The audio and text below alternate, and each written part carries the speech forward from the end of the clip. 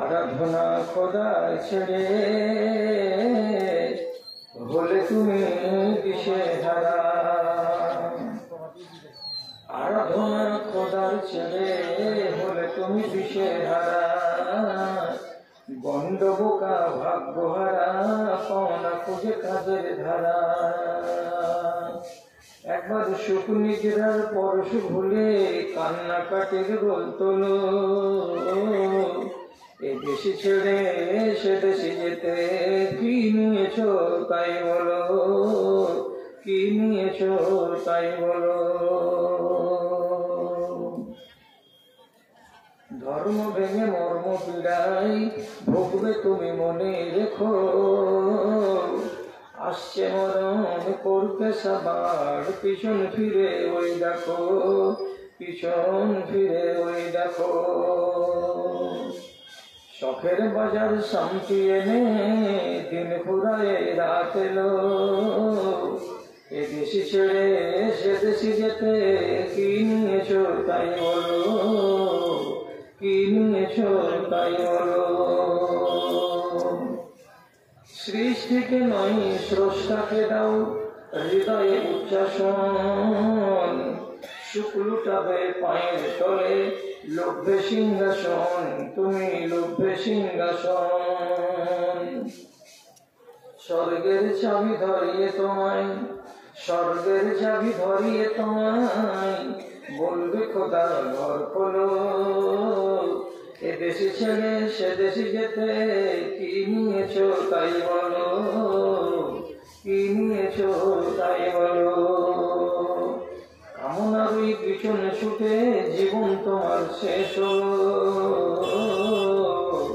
এ দেশে ছেড়ে সে দেশে যেতে কি নিয়েছ তাই বলো, কি নিয়েছ তাই বলো।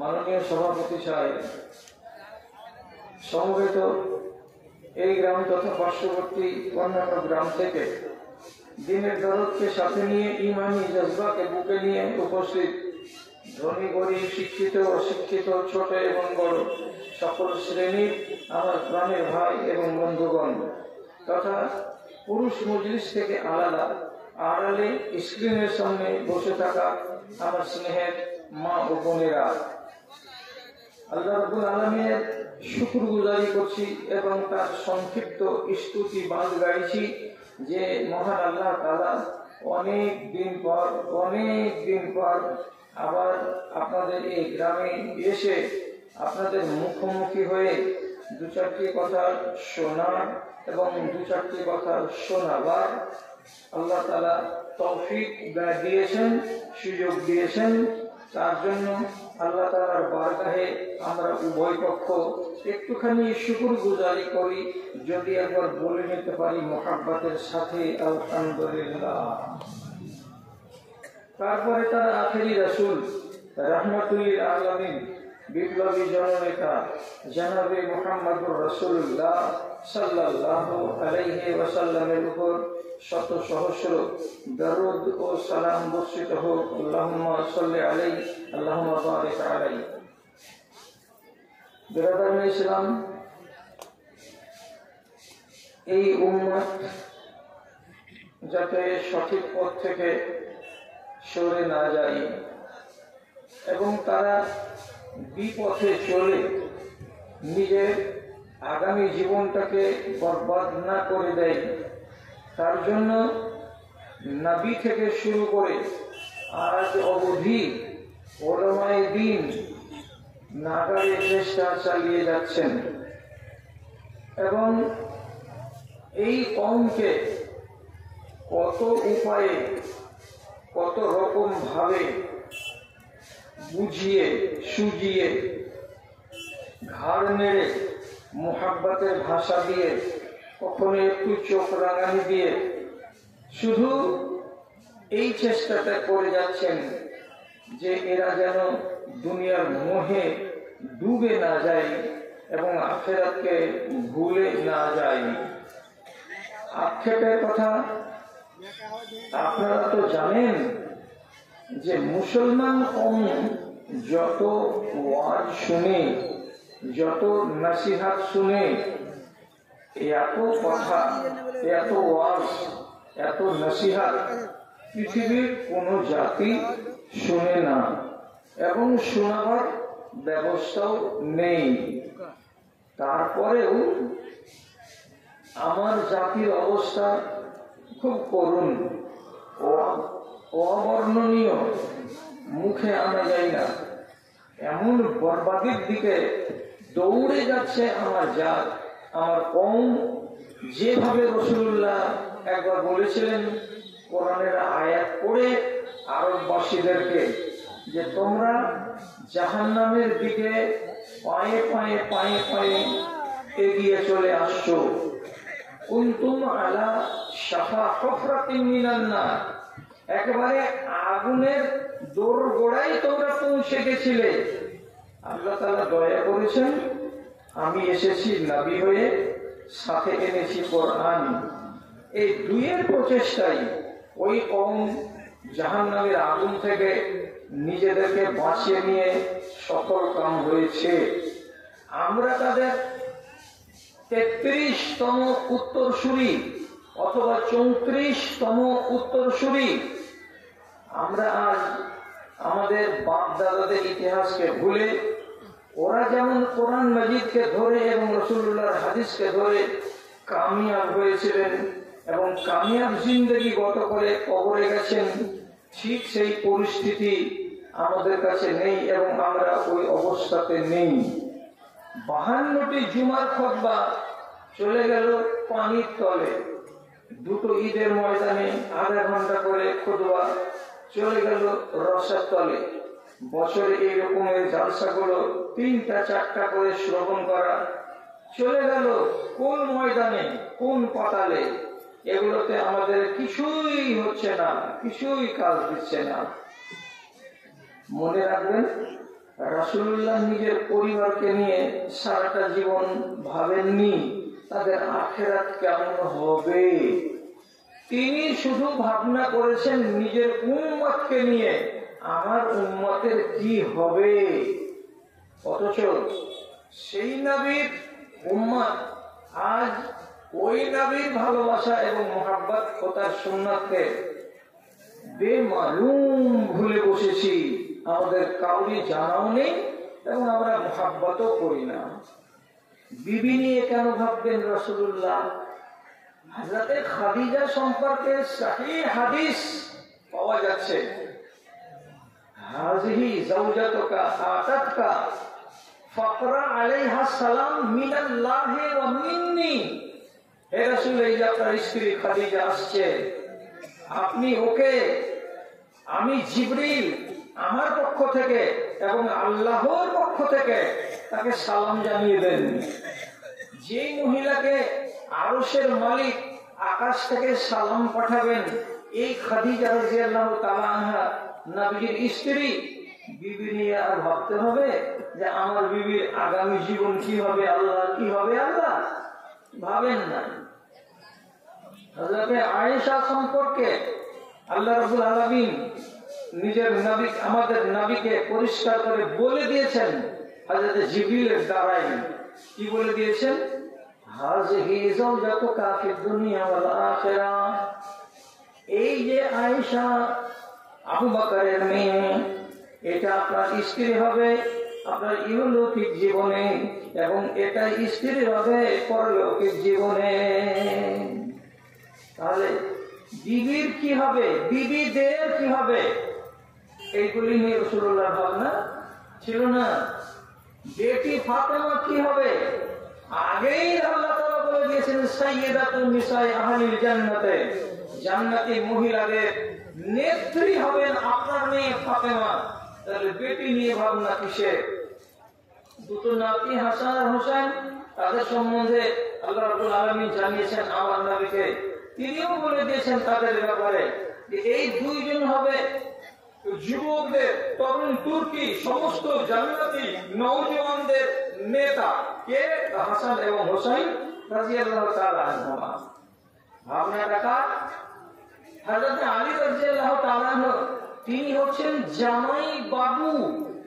জামাই বাবু সম্পর্কে অন্য হাদিসে এসেছে রাসূলুল্লাহ 10 জন সাহাবীর জান্নাতকে দেখে এসে মদিনার মসজিদে বয়ান দিচ্ছিলেন, কেমন কেমন কেমন কেমন জান্নাত দেখে এলাম। 1 নম্বর ব্যক্তি আবু বকর, তার জান্নাতের বর্ণনা দিলেন। 2 নম্বর ব্যক্তি হযরত ওমর ফারুক, তার জান্নাতের বর্ণনা দিলেন মজলিসে 2 জন বসে। 3 নম্বর ব্যক্তি হযরত উসমান গনি রাদিয়াল্লাহু তাআলা আনহু, তিনি জামাই, তার জান্নাতের বিবরণ দিলেন। 4 নম্বরে হযরত আলী রাদিয়াল্লাহু তাআলা আনহু, ইনি হলেন জামাই, তার জান্নাতের বর্ণনা দিতে গিয়ে রাসূলুল্লাহ স্পষ্ট করে বলছেন, জান্নাতুকা মানজিলুকা ফিল জান্নাতে মুকাবিলা মানজিলি। হে আলী, আবু তালেবের বেটা, তোমার জান্নাত এবং আমার জান্নাত এইরকম মুখামুখি হবে, সামনাসামনি হবে, মাঝখান দিয়ে একটা রাস্তাগত হবে। আমি যখন জান্নাতের দরজা খুলে বাইরের দিকে তাকাবো, তখন তোমার ঘর আমি দেখতে পাবো। তুমি যখন তোমার জান্নাতে দাঁড়িয়ে জানালা খুলে বাইরের দিকে তাকাবে, তুমি আর কিছু না দেখে সরাসরি আমার জান্নাতকে দেখতে পাবে। তাহলে তুমি এবং আমি জান্নাতে কেমন হয়ে থাকবো? তাহলে সামনাসামনি আমরা থাকবো। শ্বশুর জান্নাতি, জামাই জান্নাতি, বেটি জান্নাতি, নাতি জান্নাতি, এই আহলিয়া জান্নাতি, এদেরকে নিয়ে ভাববার কি আছে? তাহলে ভাবলেন কাকে নিয়ে? তিনি জীবনটা গত হয়ে গেল তাদের ভাবনা নিয়ে। একটা আয়াত নাযিল হলো নবীজির উপরে। খেয়াল করুন, যারা বসে আছেন আমার সামনে, আপনাদের আমি পায়ে ধরে বলছি, হাতে ধরে বলছি, অনুরোধ করে বলছি, আপনারা ডিস্টার্ব করিয়েন না। কথাগুলোকে কান পেতে শুনুন। যদি কাজে আসে তো আলহামদুলিল্লাহ, আর না যদি কাজে আসে তো রাত জেগে শুনবেন, তার জন্য একটু সওয়াব আল্লাহর কাছে পেয়ে যাবেন। কথাটা কি বলছিলাম? একটা আয়াত নাযিল হলো। আয়াতটা এই মর্মে আগে নাযিল হয়েছিল হযরত ঈসা আলাইহিস সালামের উপরে। কি নাযিল হলো আয়াতটা? তো আল্লাহ রাব্বুল আলামিন এই কথাটাকে কোরআন মাজিদে আমাদের সামনে কোরআনের আয়াত বানিয়ে দিয়ে পাঠালেন। কি বলছেন? ইন তুআযিবহুম ফাইন্নাহুম ইবাদুকা ওয়া ইন তাগফির লাহুম ফাইন্নাকা আনতাল আজিজুল হাকীম। হে রব্বে কারীম, এই লোকগুলোকে তুমি যদি আযাব দাও, তাহলে আযাব কাকে দিবে? তোমারই বান্দাকে দেবে। তোমার নিজের বান্দাকে তুমি আযাব দিবে, এটা তোমার ব্যাপার। ওই তাকফিরলাহুম, তুমি যদি এটাকে মাফ করে দাও, ক্ষমা করে দাও। নারে বান্দা, তোদের গাড়ি পাপ থাকতে গেলেও আমি আল্লাহ তোদেরকে আযাব দেব না, তোদেরকে আমি মাফ করে দেব। এমনটা যদি সিদ্ধান্ত করো মালিক, তো তোমার নাম হলো গফুর, তোমার নাম হলো রহিম, তুমি মাফ করতেই পারো, তুমি দয়া করতেই পারো। আগে দেখেছিলেন নবী ঈসা আলাইহিস সালাম এই আয়াতটা বলে আল্লাহকে। রাসূলুল্লাহ যখন জানতে পারলেন যে নবী ঈসা আলাইহিস সালাম এত মিষ্টি দোয়া করেছেন আল্লাহ তাআলার কাছে নিজের উম্মতিদের সামনে বলে, তখন আল্লাহ পাকের নবী ঈশা নামাজ পড়ে নেওয়ার পর এবার পড়তে শুরু করে দিলেন এই আয়াতটাকে। একদিকে আয়াত হলো আর আরেকদিকে দোয়াও হলো। কি দোয়াটাতে বললাম? এখনই তো আপনাকে বললাম, হে আল্লাহ, এদেরকে তুমি যদি আযাব দাও তো তোমারই বান্দা, আর যদি মাফ করে দাও তোমার নাম গফুরুর রহিম। আল্লাহ পাকের নবী বলতে শুরু করলেন এই আয়াতটা আর এই দোয়াটা। কতক্ষণ ধরে বললেন? কানা ইউরাদ্দিদুহা হাত্তা সুবহে আহাত্তাল ফাজরে, যতক্ষণ পর্যন্ত ফজরের আযান না হয়ে গেল ততক্ষণ রব্বে কারীম সারা রাত এই কথাটাকে বলতেই রইলেন। আর নিজের উম্মতের জন্য আল্লাহ রাব্বুল আলামিনের কাছে আরাধনা করতেই রইলেন। এমন সময় মুসলিম শরীফের হাদিসে আসছে, হযরত জিবরিল আলাইহিস সালাতু ওয়াস সালামকে আল্লাহ রাব্বুল আলামিন পাঠিয়ে বলছেন, হে আমার জিবরিল, তুমি যাও তো, আমার নবী এত পেরেশান কেন আছে, আমার নবী এত বিচলিত কেন আছে?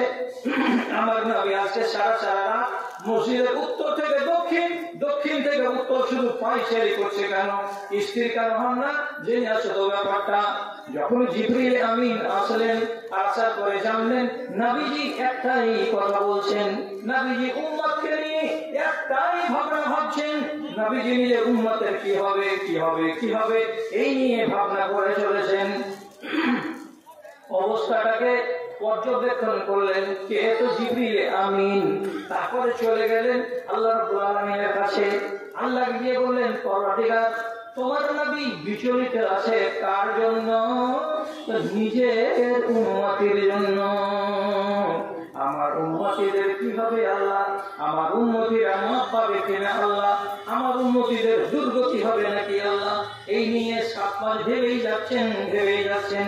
তখন আল্লাহ রাব্বুল আলামিন আমার নবীকে সান্ত্বনা দিয়ে পাঠালেন, যাও জিবরিল, আমার নবীকে বলে দাও, ইন্না সানুরজিকা ফি উম্মাতিকা ওয়ালা নাসুকা।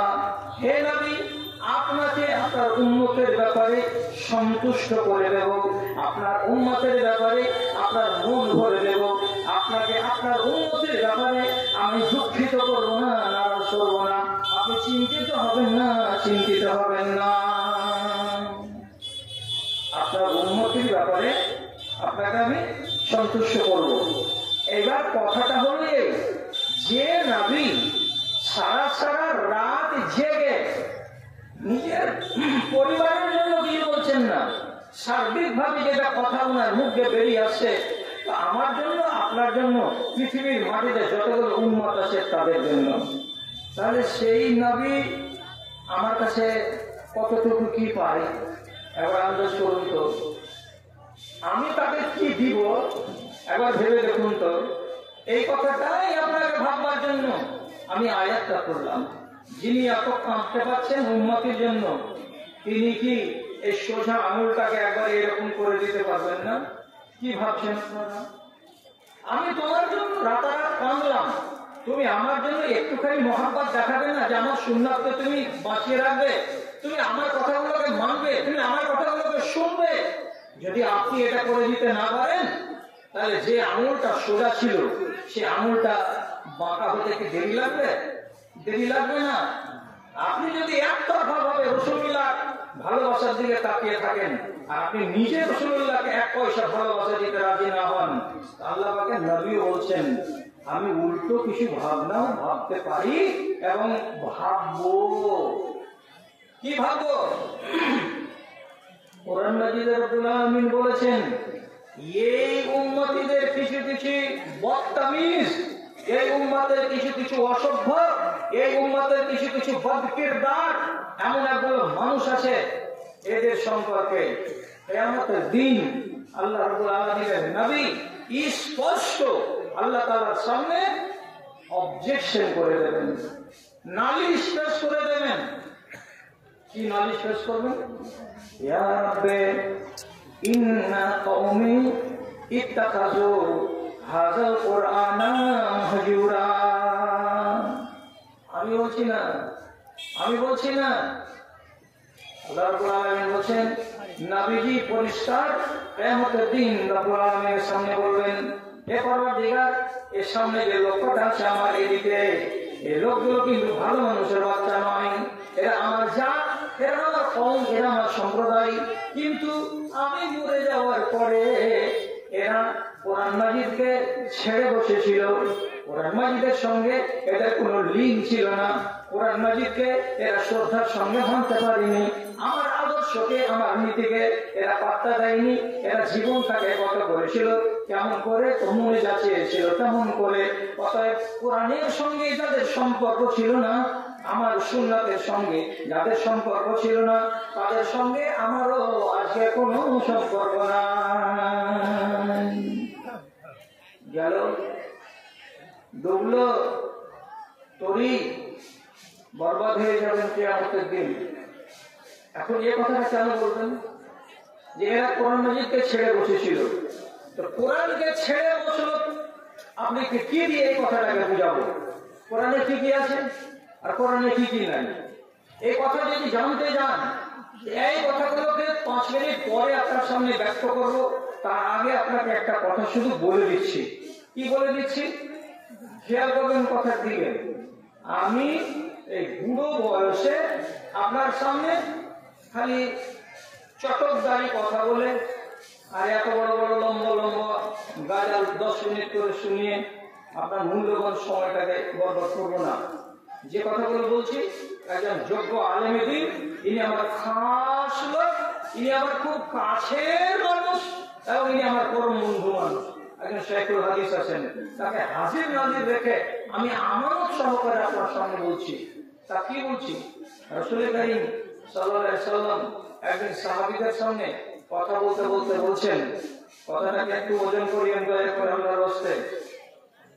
ইশতাকতু লিআসদিকাই, আমার বন্ধুদেরকে দেখার জন্য মনটা আমার পাগল হয়ে আছে, আমার দোস্তদেরকে দেখার জন্য আমার মনটা বিচলিত হয়ে আছে।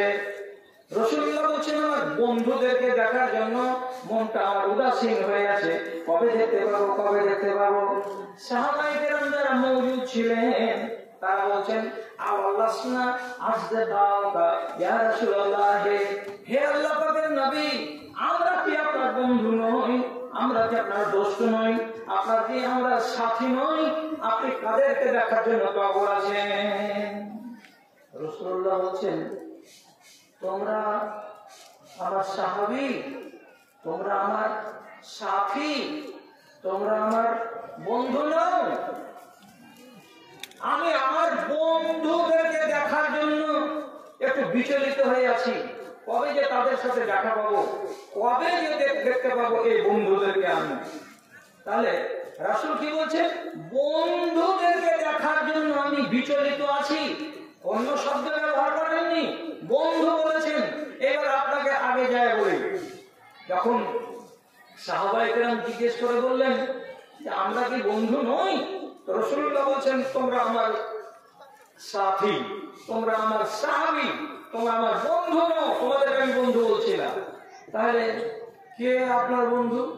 কারা আপনার বন্ধু যাদেরকে আপনি দেখার জন্য বিচলিত আছেন?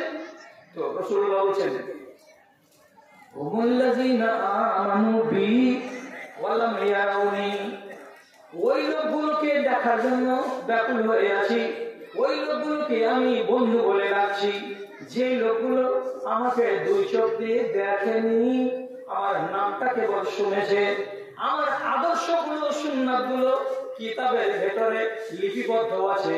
যারা দেখার তারা দেখেছে, যারা পড়ার তারা পড়েছে, আর যারা পড়ার নয় তারা আলেমদের মুখ থেকে শুনেছে এবং জেনেছে।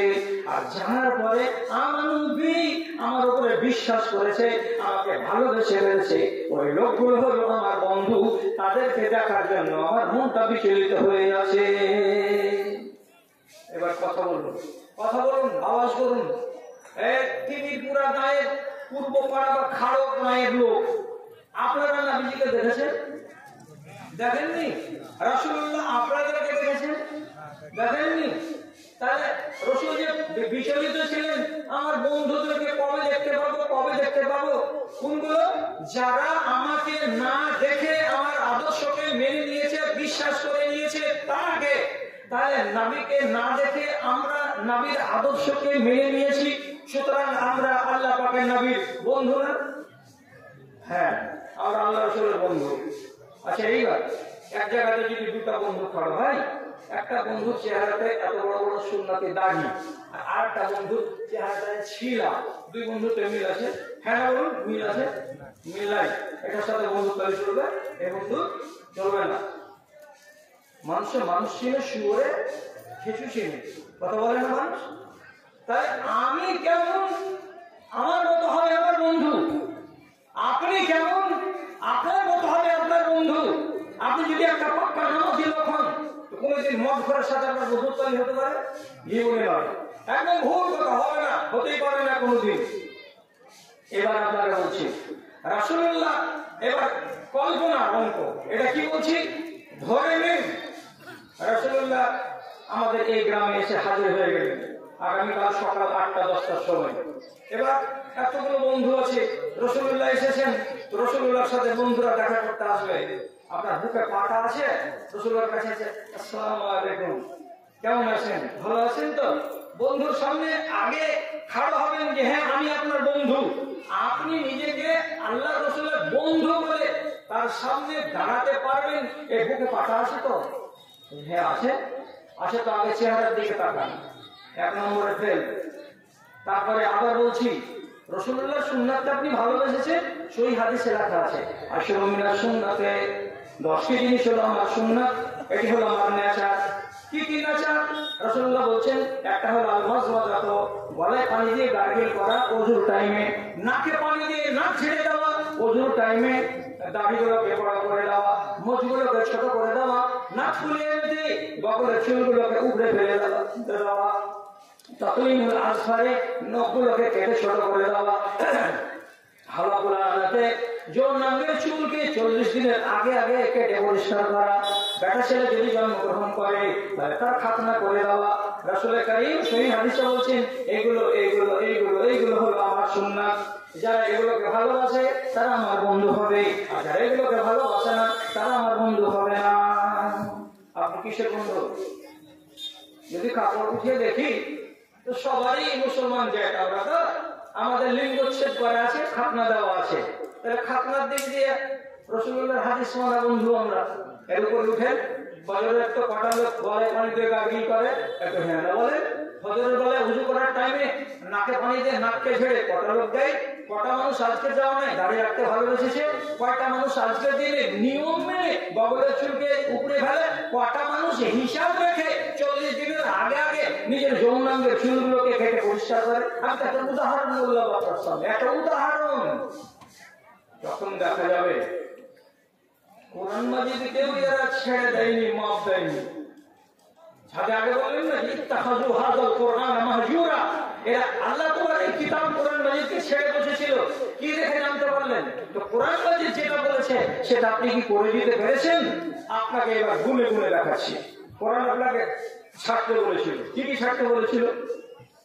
শিরকের গুনাহ করবে না, জাদু করবে না, কাবিরা গুনাহ করবে না, চুরি করবে না, ডাকাতি করবে না, রাহাজানি করবে না, পরনিন্দা করবে না, ব্যভিচার করবে না, মদ খাবে না, সুদ খাবে না, ঘুষ কারোর কাছে নেবে না, গীবতে যাবে না, মিথ্যা কথা বলবে না, আর মালকে লুটে নেবে না, কাউকে গালি দিতে যাবে না, কেউ বেপরদা হবে না, নিজের শরীরের জিনাতকে, নাকের কানে চোখে মুখের এই সমস্ত জিনাত গুলোকে আলগা পুরুষকে দেখাতে যাবে না।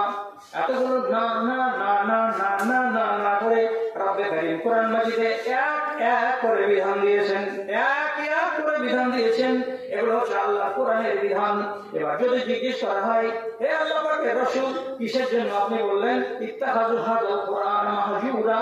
এরা কোরআনকে ছেড়ে বসেছিল। আল্লাহ কি দেখে জানলে কোরআনকে ছেড়ে বসেছিল? যখন ময়না তদন্ত শুরু হবে আপনাদের, তখন প্রথমেই ধরা পড়ে দেখি পরওয়ারদিগার তুমি তোমার কোরআনে বলেছো যারা নেশা পান করবে তারা শয়তানের ভাই। সূরা তাওবা। যারা সূরা মায়দা, যারা নেশা খাবে, নেশা পান করবে তারা হলো শয়তানের ভাই, এরা শয়তানি কাজ করে যায়। যদি এইটাকে ধরতে যাই, আল্লাহর কসম খেয়ে বলছি, তিনের পুরা পূর্ব পাড়া কারা গ্রাম নয়, মালদহ জেলার কোন একটা গ্রাম নয়, সারাটা পশ্চিম বাংলার গ্রাম নয়, পৃথিবীতে যত মুসলমান আছে আল্লাহর ওয়াস্তে সৌদি আরবের মাটিটাকে রব্বুল আলামিন একাংশ বাঁচিয়ে রেখেছেন। বাকি দুনিয়ার যে সমস্ত মুসলমান নেশাগ্রস্ত। কেন নবীজি বললেন ইত্তাখাযু হাযাল কোরআন মাহজুরা? ধরা পড়ে যাবেন আপনারা। ছেড়েছেন নেশা? না ছাড়িনি। এত বড় বড় দাড়ি, কত লোককে দেখছি, শামসি বাজারে বাস করি, বিড়ি ধরে খুব করে টান ছাড়ে হাঁটছে। আমি একদিন একটা লোককে বুকে সাহস করে বললাম, হাজি ভাই এটা খানা তো জাহান্নামের খানা, আপনি জান্নাতি লোক, চেহারাটা সুন্নতি দাড়ি, তো জান্নাতি লোক আগুন খাবে? কোন মৌলবীর মুখে শুনেছিলেন আগুন কাদের খাবার নেই? জান্নাতি লোকের খাবার না, এরা খাবার খায় জাহান্নামীদের খাবার। তা আপনি সুন্নতি দাঁড়িয়ে রেখেছেন জান্নাতে যাওয়ার লেগে, তো খাবার খাচ্ছেন জাহান্নামীদের খাবার। দুনিয়া দেখেন বিড়ি থেকে স্টাইল আছে, এইভাবে চেপে এমন ভাবে ধরে আসে না, মনে হচ্ছে যে বিড়ি নেই হাতে। আমি যে তুই ডালে ডালে বেড়ার সঙ্গে পাতে পাতে বেড়াই রে বেটা, কত নেশা তোমাকে লেগেছে যে তোমার চুল পেয়ে গেল, আজ পর্যন্ত খৈনি ছাড়তে পারোনি। কত নেশা তোমাকে লেগেছে যে আজ পর্যন্ত তুমি গুল ছাড়তে পারলে না। কত তোমাকে নেশা লেগেছে আজ পর্যন্ত তুমি বিড়ি ছাড়তে পারলে না। ওষুধখানা দেখে মুখে আনন্দ ভরে জুঠাগুলোকে, ওই চুষা খাইনি গুলোকে ফেলে তারপরে বিসমিল্লাহ বলে ওষুধ শুরু করছো। হায়া করো, শরম করো, লাজ করো। তোমার বয়স হয়ে গেছে। আল্লাহ রাব্বুল আলামিন এই মুসলমানগুলোকে এদের সম্বন্ধে যখন বললেন, নবীজি কোরআন ছেড়ে বসেছিল, এই গ্রামের লোকটির ভেতরে দেখা গেল 20টা লোক ফেঁসে গেছে এই আইনে। মদ ছাড়েনি, নেশা ছাড়েনি এরা, তা তুমি ছেড়েছ, কোরআনকে মেনেছ, মানতে পারোনি। একটা কানুনে ফেঁসে গেলেন আপনি। আরো যে 20টা কানুন পড়ে আছে, এগুলো কানুনকে যদি আমি একটা একটা করে আপনাদের সামনে দেখতে যাই, তাহলে ফাঁসবে না? আড়ালে বসে আছি এক গাদা বেটি ছেলে, ওয়াজ করতে করতে করতে করতে আমার চুল দাড়ি পেকে গেল, কবরে যাওয়ার টাইম হয়ে গেল। আমার বন্ধুকে নিয়ে বয়স আমরা মাপামাপি করছিলাম, তো বলছে 65 বছর আমার বয়স, আর আমার বন্ধুর 70 বছর 72 বছর বয়স। হ্যাঁ, শুধু ওয়াজ ওয়াজ ওয়াজ ওয়াজ করে চলে যাচ্ছি। হাজার জায়গাতে বলছি, মা বাপকে না বলে কোন মেয়ে যদি বিয়ে করে, তাহলে এটা হলো ব্যভিচার। এবং ওর স্বামীকে নিয়ে যে বলছে যে আমি কোর্ট কাচারি করে সার্টিফিকেট করে আমি সুখের সংসার করছি, ওটা তোমার স্বামী নয়, ওটা আমাদের দেশওয়ালি বাংলাতে হলো ওটা তোমার নাম, অবস্থার নাম, ওটা হলো রান্ডা আর তুমি হলো রান্ডি। যতদিন এর কাছে শুয়ে থাকবে ততদিন ব্যবচার করবে। আর তোমার নসল থেকে যদি একটা বাচ্চা পয়দা হয়ে যায়, আল্লাহ কসম বাচ্চাটা ঝাড়োয়া বাচ্চা। তারপরেও গাঁ প্রতি মূল্যায়ন করে দেখেন, প্রত্যেক বছর 4টা-5টা করে পালিয়ে দিয়ে, 4টা-5টা করে পালিয়ে দিয়ে। হায়া আছে, সরম আছে, লাজ আছে, কোন একটুখানি তোমাদেরকে ইজ্জত আর গায়রত বলে কোন জিনিস দিয়েছে যে জিনিসটা হারাম জেনে শুনে এত বড় হারামটা করতে যাচ্ছি কেন? এখন ফতোয়া চাইছে। মাগরিবের খানিকক্ষণ আগে আমার সাধু সাইদুর রহমান হাজির দোকানে বসে আছি নদিয়া থেকে, 7 বছর হয়ে গেল বিয়ে হওয়া। তখন বাপ মা কেউ রাজি ছিল না, বাপটা মরে গেছে, বড় ভাই বেঁচে আছে। এখন বলছে এটা কারণ কি হয়েছে, আমাদের বিয়ে একেবারে ঠিক হয়নি, এটা কি হারাম হয়ে আছে? আমার কিন্তু একটা বাচ্চা বাইরে বেঁচে আছে 3-4 বছরের, আর আরেকটা বাচ্চা পেটে আসে। কি করতে হবে মৌলানা বলেন তো? কিচ্ছু করতে হবে না, 2 কুকুরকে মারতে হবে এমন জুতার বাড়ি, ওই এই মাদি কুত্তিটাকে মারতে হবে, আর এই কুত্তাটাকে মারতে হবে, জুত করে পিটতে হবে। তো 14 গোষ্ঠীতে কেউ জানে না যে মাকে না বাবাকে না বলে বিয়ে করা চলবে না, তুই বিয়ে করলি কেন? পালিয়ে গেলি কেন? তুই জানিস সেটা আলেমরা নিষেধ করেছে যে পালিয়ে বিয়ে করা যাবে না, করলি কেন? আজ 11 বছর পরে 2টা বাচ্চা জন্ম দেওয়ার পরে বলছে কি করতে হবে মৌলানা? দুজনকে জুতা পিটা করো, আর করার পরে আবার নতুন করে ওর বাপকে রাজি করার পরে বিয়ে দাও, দেওয়ার পরে ওদেরকে বাড়ি পাঠাও। এরপর থেকে যে কি জন্মবে সেটি তোর হালাল, আর কাটি তোর হারাম। কত মার বেটা আছে, ডাক আলেমকে আমার সামনে যদি কেউ হালাল করে দেয়, আর আমি পাকে ধুয়ে আমার বাপের কিনা তৌলিয়া দিয়ে তোর পাক আমি মুছিয়ে দেবো। আমিও মৌলবি সাহেব আছি, যেমন তুমিও মৌলবি সাহেব আছো। কটা ঠিক হয়েছে আমাদের দেশের বেটি ছেলেগুলো? 1000 বার করে রব্বুল আলামিন সূরা নূরে বললেন, আলতা লাগাও, জায়েজ। আলতা বলতে নখ পালিশ কিন্তু নয়, রং লাগাও জায়েজ, মেহেদি লাগাও জায়েজ, তারপরে চোখের সুরমা দাও জায়েজ, নখ ফের লাভি লাগাও জায়েজ। এগুলো নারীদের জন্য। যত রং আছে নারীরা ব্যবহার করতে পারবে, কিন্তু নীল পালিশ ব্যবহার করে না। পালিশটা বাদ দিয়ে রং ব্যবহার করতে পারে, মেহেন্দির রং, হিলার রং, আর কোন রং ব্যবহার করতে পারে। আবার আল্লাহ তাআলা কোরআন মাজিদের ভেতরে বলছেন, তোমার সুন্দর সুন্দর লাল টুকটুকে গোলাপের ফুলের মতো এই ঠোঁট দুটোকে তুমি যে রঙিয়েছো, কে দেখতে পাবে? একটা কানুন আছে না নাই? তোমার চোখের সুন্দর আছে, এত সুন্দর চোখটা হরিণের মতো, কে দেখতে পাবে? একটা কানুন আছে না নাই? তোমার গালে ফেরান লাভি লাগা, ঝকঝক করছে সাদা কাগজের মতো চকচকে গাল, এটা কে দেখতে পাবে? একটা কানুন আছে না নাই? নিশ্চয়ই কানুন আছে। আল্লাহ তাআলা বলছেন কোরআন মাজিদে, তুমি এগুলো করো, তোমার জন্য জায়েজ আছে, কিন্তু 6টা বেটা ছেলের নাম মাথায় রাখো। কে কে দেখতে পাবে? তোমার স্বামী দেখতে পাবে এক, তোমার বাপ দেখতে পাবে এক, তোমার শ্বশুর দেখতে পাবে এক, তোমার বেটা দেখতে পাবে এক, তোমার ভাই দেখতে পাবে এক, আর তোমার বাড়িতে যদি নাবালক বেটা ছেলে থাকে তো সে দেখতে পাবে। এই 6 জন বেটা ছেলেকে বাদ দিয়ে বাইরের কোন একটা মানুষ যদি দেখতে পাই, তো তোর ঠোঁটকে বংশী লাগিয়ে তোর ভেঁটুলি বাহির করে দেওয়া যাবে। কথাটা মনে থাকবে তো? যদি হায়া থাকে তো বল শোনো, আর হায়া না থাকে তো বল শুনিয়ে না। অনেকগুলো ব্রিটিশেরা বাজারে দৌড়ে বেড়াচ্ছে, তুমিও বাজারে দৌড়ে বেড়াও। শুনবে কেন? মানবে না তো শুনবে কেন? আপনি কেন শুনবেন?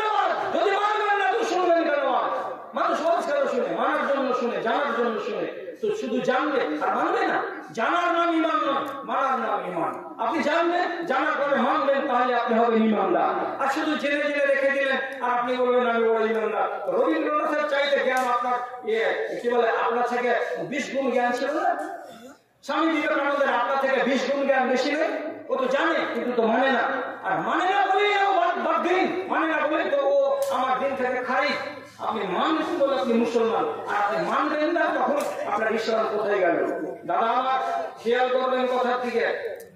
পরিষ্কার করে বলছি যদি ভুল হয় তো আমার ভাই আমাকে টুকে দেবেন।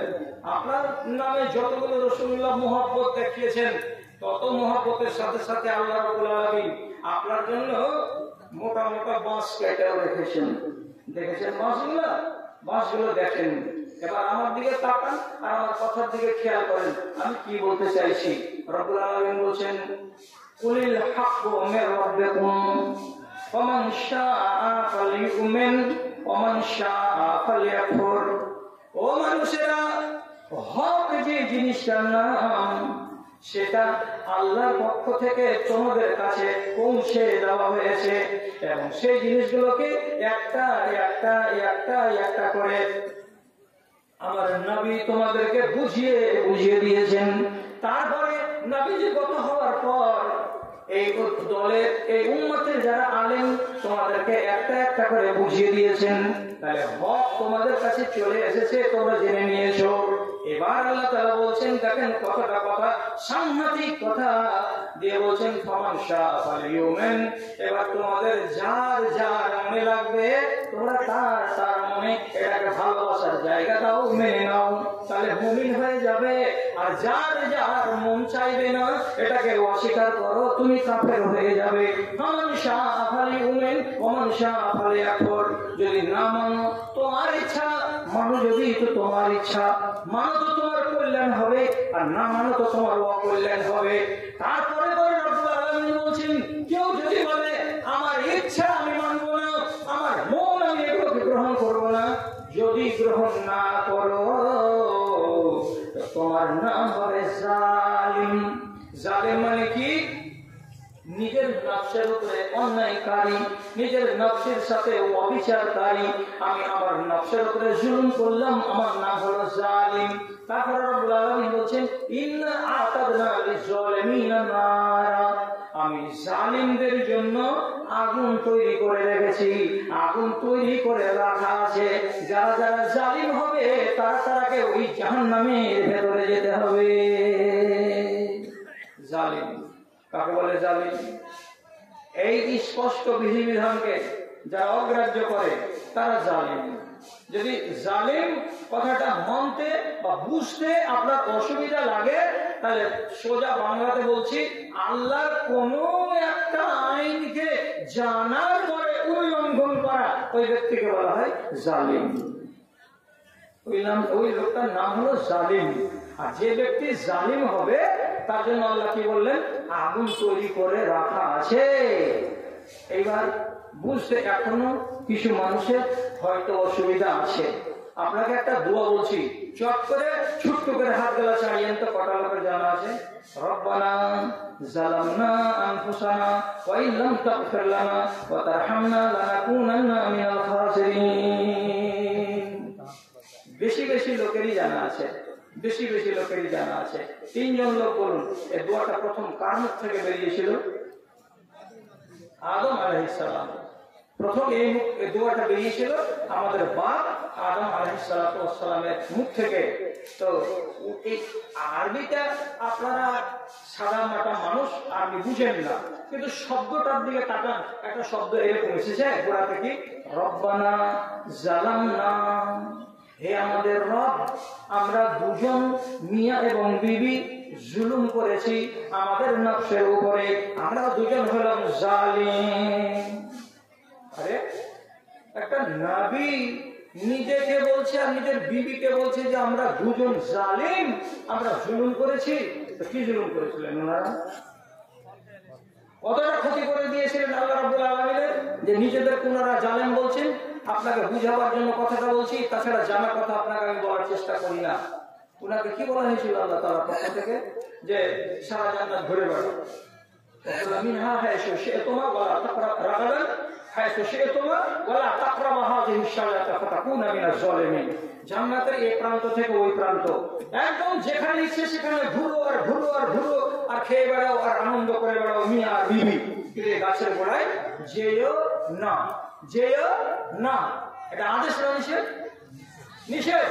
এই গাছের গোড়ায় যেও না, আল্লাহ তাআলা না বলে তাকে সাবধান করে দিলেন।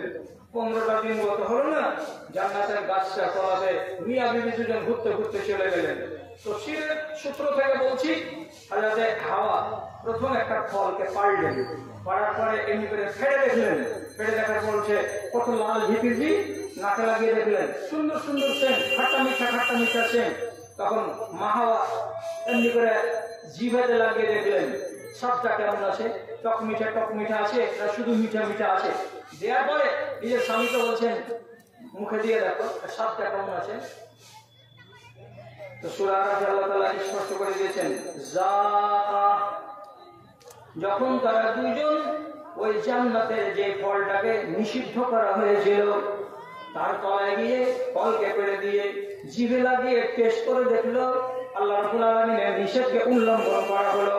আল্লাহ রাব্বুল আলামিনের নিষেধকে যেমনি উল্লঙ্ঘন করে দেওয়া, সাথে সাথে তাদের গা থেকে জান্নাতের পোশাকগুলো খসে সব পড়ে গেল।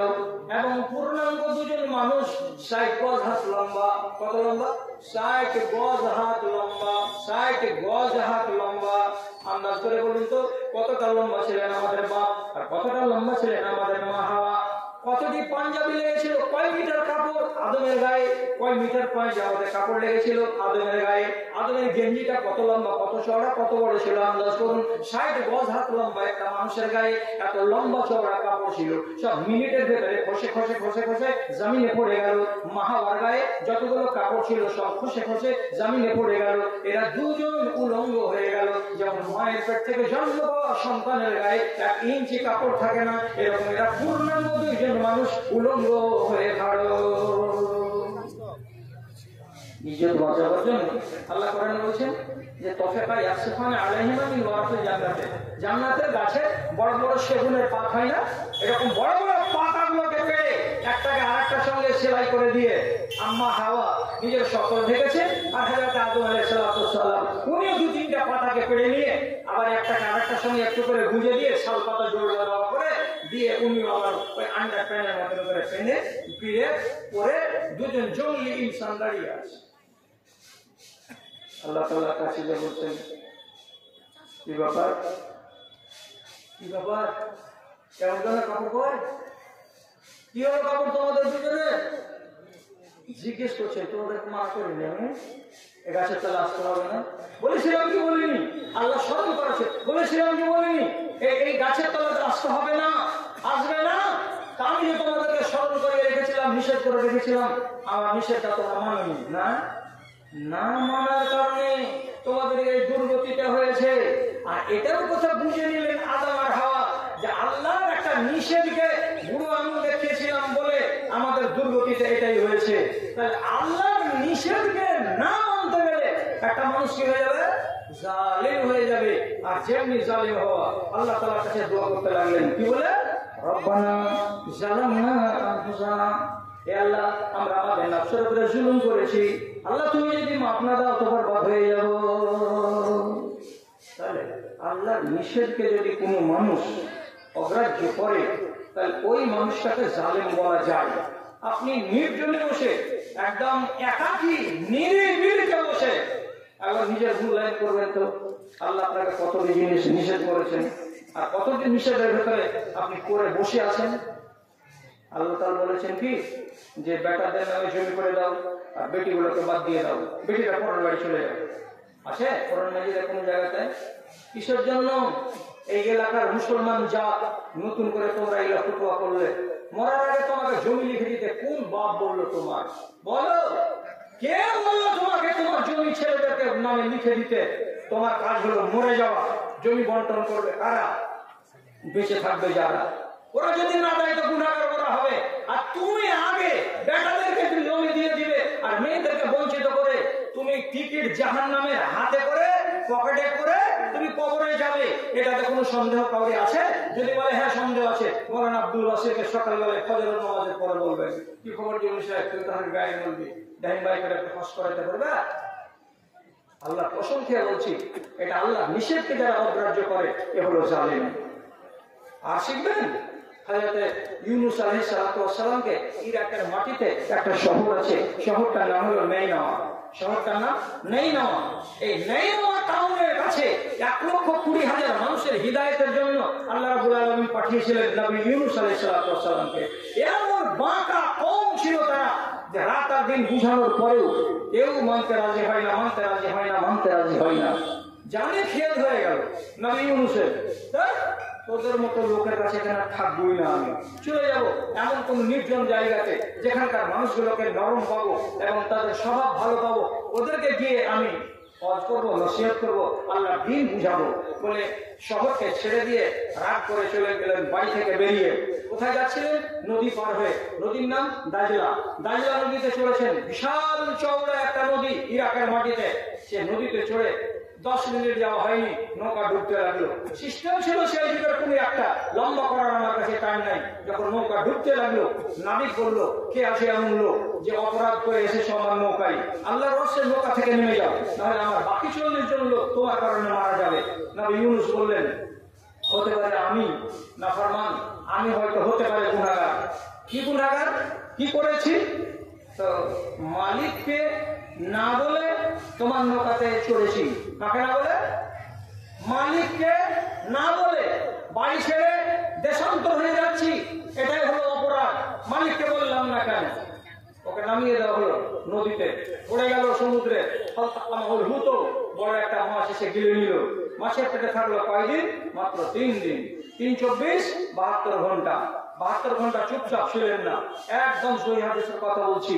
যখনই সমুদ্রের তলাতে চলে গেল মাছ, তাকে পেটে করে নিয়ে, তো সমুদ্রের তলাতে কতগুলো ঝিনুক, কতগুলো শামুক, কতগুলো জীবজন্তু কুটমুট কুটমুট করে আওয়াজ করছিল। ওই আওয়াজগুলো নবী ইউনূসের কানে গেল। নবী ইউনূস ওইগুলো শুনে তখন মনে প্রশ্ন জাগালেন, এদের আওয়াজগুলো কিসের? যদি কেউ না শুনে তো আওয়াজ করে কেন? এরা নিশ্চয়ই কাউকে কিছু বলছে, কাউকে কিছু ডাকছে। তাহলে এদের আওয়াজ যদি শোনার কেউ থাকে, তো আমার আওয়াজ শোনার কেউ হবে না কেন? তিনি বুঝতে পারলেন এটা আমার ভুল হয়েছে। এই ভুল আমি আমার রব, আমার মালিককে না বলে দেশ ছেড়ে চলে যাচ্ছিলাম, এটা আমার অন্যায়। অতএব অন্যায়কে তিনি বুঝতে পারলেন। এবার দোয়া করছেন কি বলে আল্লাহ তাআলার কাছে? কত লোকের জানা আছে? আমল চলে দেখাবেন, লা ইলাহা ইল্লা আনতা সুবহানাকা ইন্নী কুনতু মিনাজ জালিমিন। দেখেন, এরা কি কোন বড় বড় আলেমের লেখা এরকম মোটা মোটা বই থেকে টেনে না আপনারা বলছি? এটা কোরআন মাজিদের কথা গো। উনি স্পষ্ট বলছেন, ইন্নী কুনতু মিনাজ জালিমিন, আমি জালেম যে আল্লাহ, জালেমদের মধ্যে আমি একজন জালেম। আমি জুলুম করেছি। কে জুলুম করেছে সেটা বাবা তুই? বলছে আমি আমার মালিকের আদেশকে অগ্রাহ্য করে আমি দেশকে ছেড়ে দিয়ে চলে আসছি। আমাকে তো পাঠিয়েছিলেন নাইনাওয়া শহরে, আমি নাইনাওয়া শহর ছাড়লাম। কাকে বলে ছাড়লাম আমি? তাহলে একজন নবী উনি যদি বলেন আমি জানেন, তাহলে আপনি নিজে চিন্তা করুন কতটি অন্যায় আপনি করে করে রেখেছেন।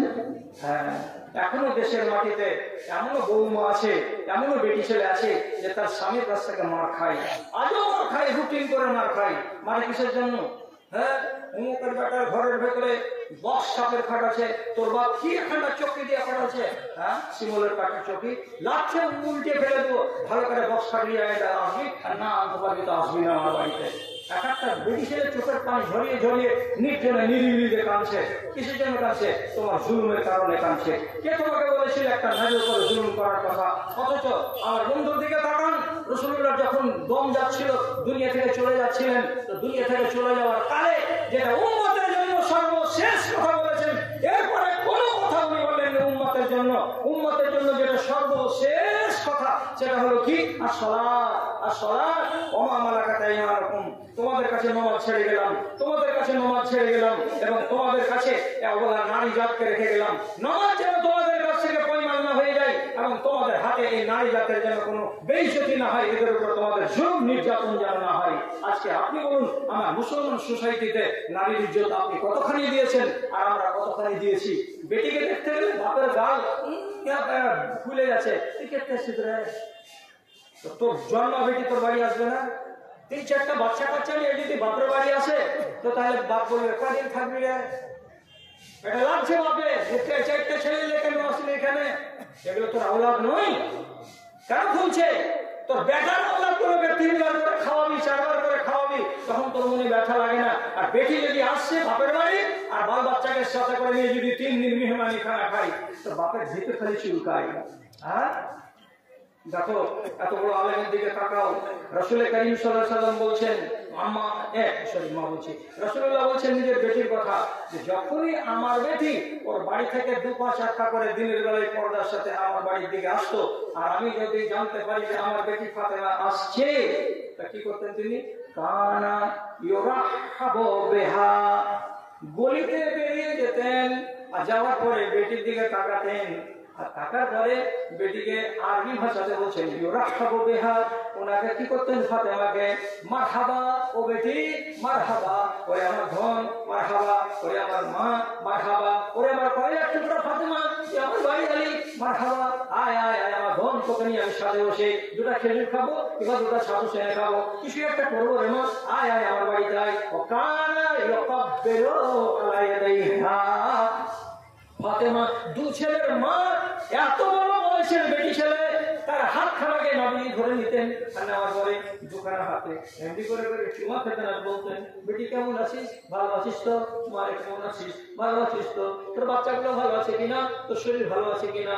নিজের বেটির হাতে চুমা দিয়ে দিয়ে বলছেন, ওরে বেটি চল, বাড়ির ভেতরে চল। এটা হলো নবীর সুন্নাত, বেটিকে ভালোবাসা। এটা হলো নবীর সুন্নাত, বেটিকে পেয়ার দেওয়া। এটা হলো নবীর সুন্নাত, বেটির হাতকে চুমে নেওয়া। এটা হলো নবীর সুন্নাত, বেটিকে আন্নাতে নিয়ে গিয়ে তাকে দস্তরখানে বসে খাওয়াতে শরীক করে নেওয়া। আপনি কোথায় রেখেছেন এই কথাগুলো? সবকে জলাঞ্জলি দিয়েছেন, সবকে বলে দিয়ে দিয়েছেন, একটাও আপনাদের কথা মনে নাই। জি, তাহলে আপনি জানেন জালেমের দুর্গতিটা কি হবে?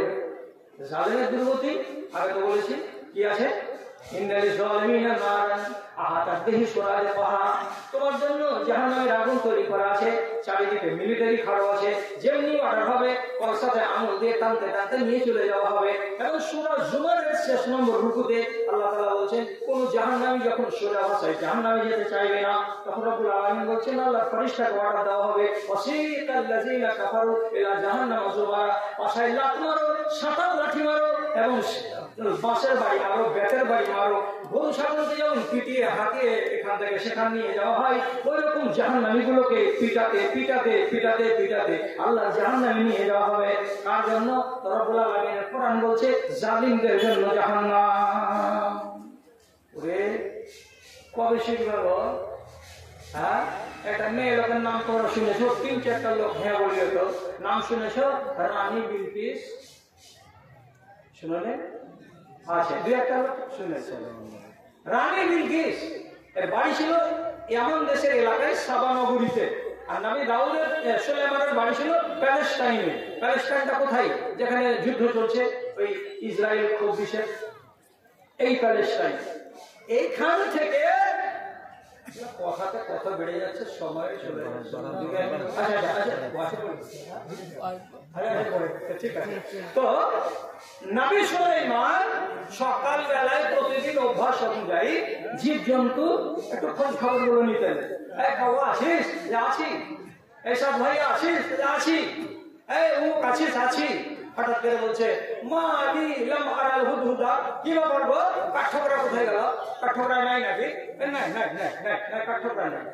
আচ্ছা, কাঠঠোকরা নাই মানে সকালবেলায় হাজির টাইমে কাঠঠোকরাকে পাওয়া যাবে না? তখন নবী সাল্লাল্লাহু মনে একটু রাগ হলো, দেখা তার বলছে, যাচ্ছে থাম, তুই বাড়িতে ঘুরে আয়, তোকে এমন আজাব দিব আর নাই তোকে জবাই দেবো।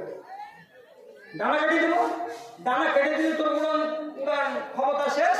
এবার পায়রার যেমন ডানা কেটে ঘরে লাগে, তো তেমনি পায়রার মতো তোর ডানা কেটে দিয়ে তোর উড়ার ক্ষমতাটাকে সিজ করে দেওয়া হবে। থাম না, আয় না তুই। এবার 1 ঘন্টা পরে কাঠঠোকরা পাখিকে আপনারা সবাই ছিলেন, কিন্তু এখনকার যুগে ছেলেগুলো চিনে না। কাঠঠোকরা দেশ থেকে হারিয়ে গেছে। লাল রঙের খয়রা রঙের একটা পাখি, ছোট্ট করে, আর মুখখানে একটা সাহারুর ফিল লাগা, দেখেছেন তো সবাই? এই কাঠঠোকরা, এটাই হলো হুদহুদ, আরবি ভাষাতে আমরা হলো হুদহুদ। 1 ঘন্টা পরে চলে এসছে, আর থ্রিক থ্রিক করে করতে করতে খবর পেয়ে গেছে আগে যে নবী সুলাইমান তোর কোনো জায়গা আছে, খালি ঝেয়া জায়গা পশু কাটা করে দেয়। হ্যাঁ, এখানে আসা মাত্রই নবী সুলাইমানের সামনে একটা বাঁশে বসে যাওয়ার পরে নবী সুলাইমান কিছু জিজ্ঞেস করবেন তার আগেই মুখ খুলে বলছে আহাত্তু বিমা লাম তুহিত বিহি ওয়া জিতু মিন সাবাইন বিনাবাইন ইয়াকিন। আমি এমন কথা নিয়ে এসেছি যে কথা আপনার নলেজে নাই। আমি এমন জিনিস দেখে এসেছি যে কথা আপনি নিজের চোখে জীবনে দেখেন নাই। আরে এমন কি কথা হয়ে গেল? আমি জানি না, তুই আবার জানিস। আমি দেখিনি, তুই আবার দেখেছিস। এটা তো আশ্চর্যজনক কথা। নবী সুলাইমানের আযাব দেওয়ার কথা খেয়াল ছাড়া হয়ে গেল। গল্পতে ওদিকে মেতে গেলেন। সাথে সাথে কি বলছেন? হুদহুদ কি বলছে? যেখানে আমি গেছিলাম জায়গাটা নাম সাবা নগরী, ওখানে দেখলাম কি ওয়াজাদতুহা ওয়া কওমুহা ইয়াবুদুনা লিশ-শামসি। একটা বেটি ছেলেকে দেখতে পেলাম, বড় সুন্দরী মেয়ে ছেলে, চেয়ারে বসে আছে, সিংহাসনে বসে আছে এবং ওইখানে বসে বসে রাজত্ব চালাচ্ছে এবং সে নিজে এবং ওর দেশের যতগুলো লোক আছে, প্রজা আছে, ইয়াবুদুনা লিশ-শামসি, ওরা সূর্যের পূজা করছে। সকাল হচ্ছে তখন সূর্য দেবতাকে এমনি করে দেবতাকে যেমন করে প্রণাম জানাই, যেমন করে ইবাদত করতে হয়, সূর্যের পূজা করছে সবাই মিলে, ওই মেয়ে ছেলেটাও পূজা করছে। আমি এটা নিজের চোখে দেখে আসলাম। খেয়াল করিয়েন, একটা পাখিকে কত খারাপ লাগলো যে তোরা মানুষের বাচ্চা হয়ে একটা বেটি ছেলেকে সিংহাসনে বসাচ্ছিস, তোদের ভেতরে কি একটাও বেটা ছেলে বুদ্ধিমান নেই রে? এক। 2 নম্বর খারাপ লাগাটা কি? যে সূর্যের পূজা করবি কিসের জন্য? পূজা করার জন্য কি কেউ নেই? আল্লাহ তাআলা যে আসমানে বসে আছেন, তো তাকে কি করা চিনিস না? এত বড় নোংরামি কাজ তোরা কেন করতে গেলি? দুটো জিনিস দেখে একটা হুদহুদ পাখিকে ঘেন্না লেগে গেল মনের ভেতরে। আস্তাগফিরুল্লাহ, এরকম কাজ কি মানুষেরা করে? হায় হায় হায় হায়। এবার দেখে নিল, আর দেখে নেওয়ার পরে উড়ে এসে নবী সুলাইমানকে খবর দিল। নবী সুলাইমান তখন কথাটাকে ইয়াকিন করার জন্য এখানে ছোট চিঠি লিখে পাঠিয়ে দিলেন কার কাছে? ওই মেয়েটার কাছে। মেয়েটার কাছে চিঠিখানা গেল, চিঠিখানা পড়লো, পড়ার পরে ওর সম্প্রদায়কে বললো কি করবে? একটা রাজা চিঠি দিয়েছে, ওর কথা যদি মানো তো ঠিক থাকবে, আর রাজার কথা যদি না মানো আর যদি হামলা করে দেয়, তো কোরআনে কি বলছে? আফসাদু আহলাহা, এখানকার জনগণ কিন্তু কি হয়ে যাবে? সব চূর্ণ বিচূর্ণ হয়ে যাবে, লন্ডভন্ড হয়ে যাবে লড়াই হতে গেলে। ওখানকার লোক বলছে দেখে নেব সবকে, আপনি চিন্তা করবেন না, কারোর কথা তো আপনি পাত্তা দিবেন না, মাথা নত করবেন না, সব সোজা হয়ে যাবে। হলো শেষের বেলা লম্বা চড়া ঘটনা। নবী সুলাইমান শ্বশুরের ওখানে নিয়ে সিংহাসনকে নিয়ে চলে গেলেন সাবা নগরী। আর সাবা নগরী থেকে ওর সিংহাসনকে গোটাই আর রানী বিলকিসকে পুরোটাই উঠিয়ে নিয়ে আবার চলে আসেন প্যালেস্টাইনের মাটিতে। নিয়ে আসার পরে মহলে ঢুকালেন। মহলে ঢুকাবার পরে অনেক লম্বা চড়া কথা, অতগুলো আমার প্রয়োজনের কথা নেই। তখন রানী বিলকিস বলছে, কি বলছে? কোরআনে আল্লাহ বলছেন, কি বলছে? রব্বে ইন্নী যালামতু নাফসি ওয়া আসলামতু মা সুলাইমান লিল্লাহি রাব্বিল আলামিন।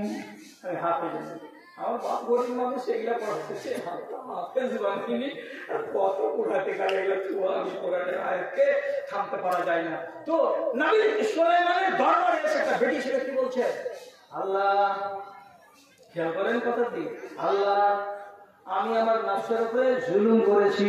কি করেছে? যে খাওয়া ওই যে সিংহাসনে বসেছিলাম বেটি ছেলে হয়ে, এটা অন্যায় কথা। বেটা ছেলে ছিল আমার দেশে হাজার হাজার, আমার চাইতে অনেক পড়াশোনা বিদ্যা বুদ্ধিতে আগে, তাদেরকে সুযোগ না দিয়ে আমি মেয়ে ছেলে কেন সিংহাসনে বসেছিলাম, এটা হলো এক প্রকার জুলুম। আর একটা জুলুম কি? আমি আমার আল্লাহকে বাদ দিয়ে আমি সূর্যকে কেন মানতে গেলাম, সূর্যকে মাহবুব মনে দিয়ে তার নামে আমি সিজদা কেন করতে গেলাম, এটা হলো আমার জুলুম করা।